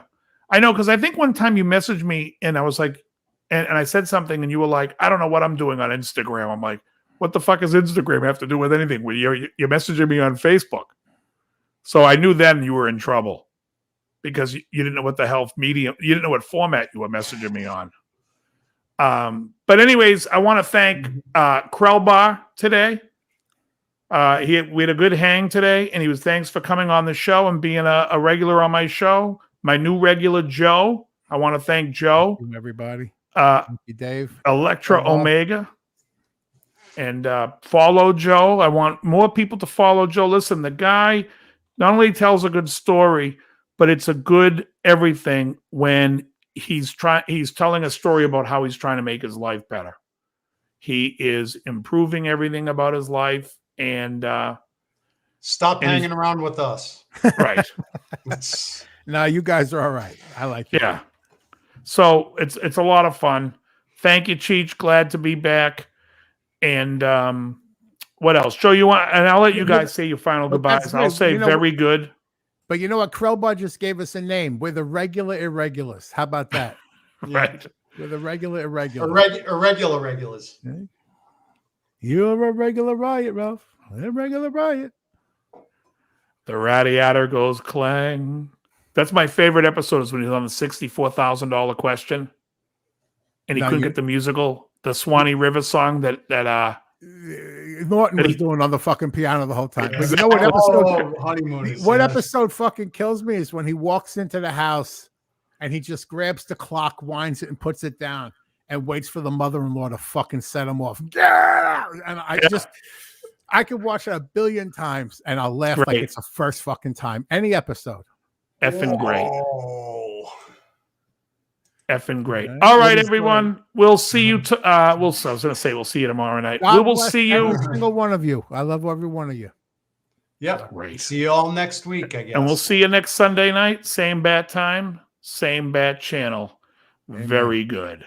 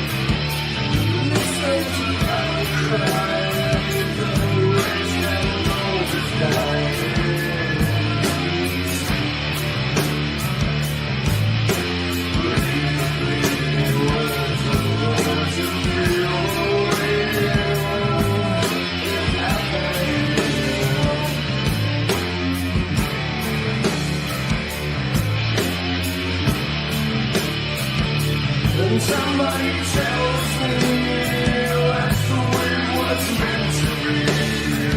These things will never be.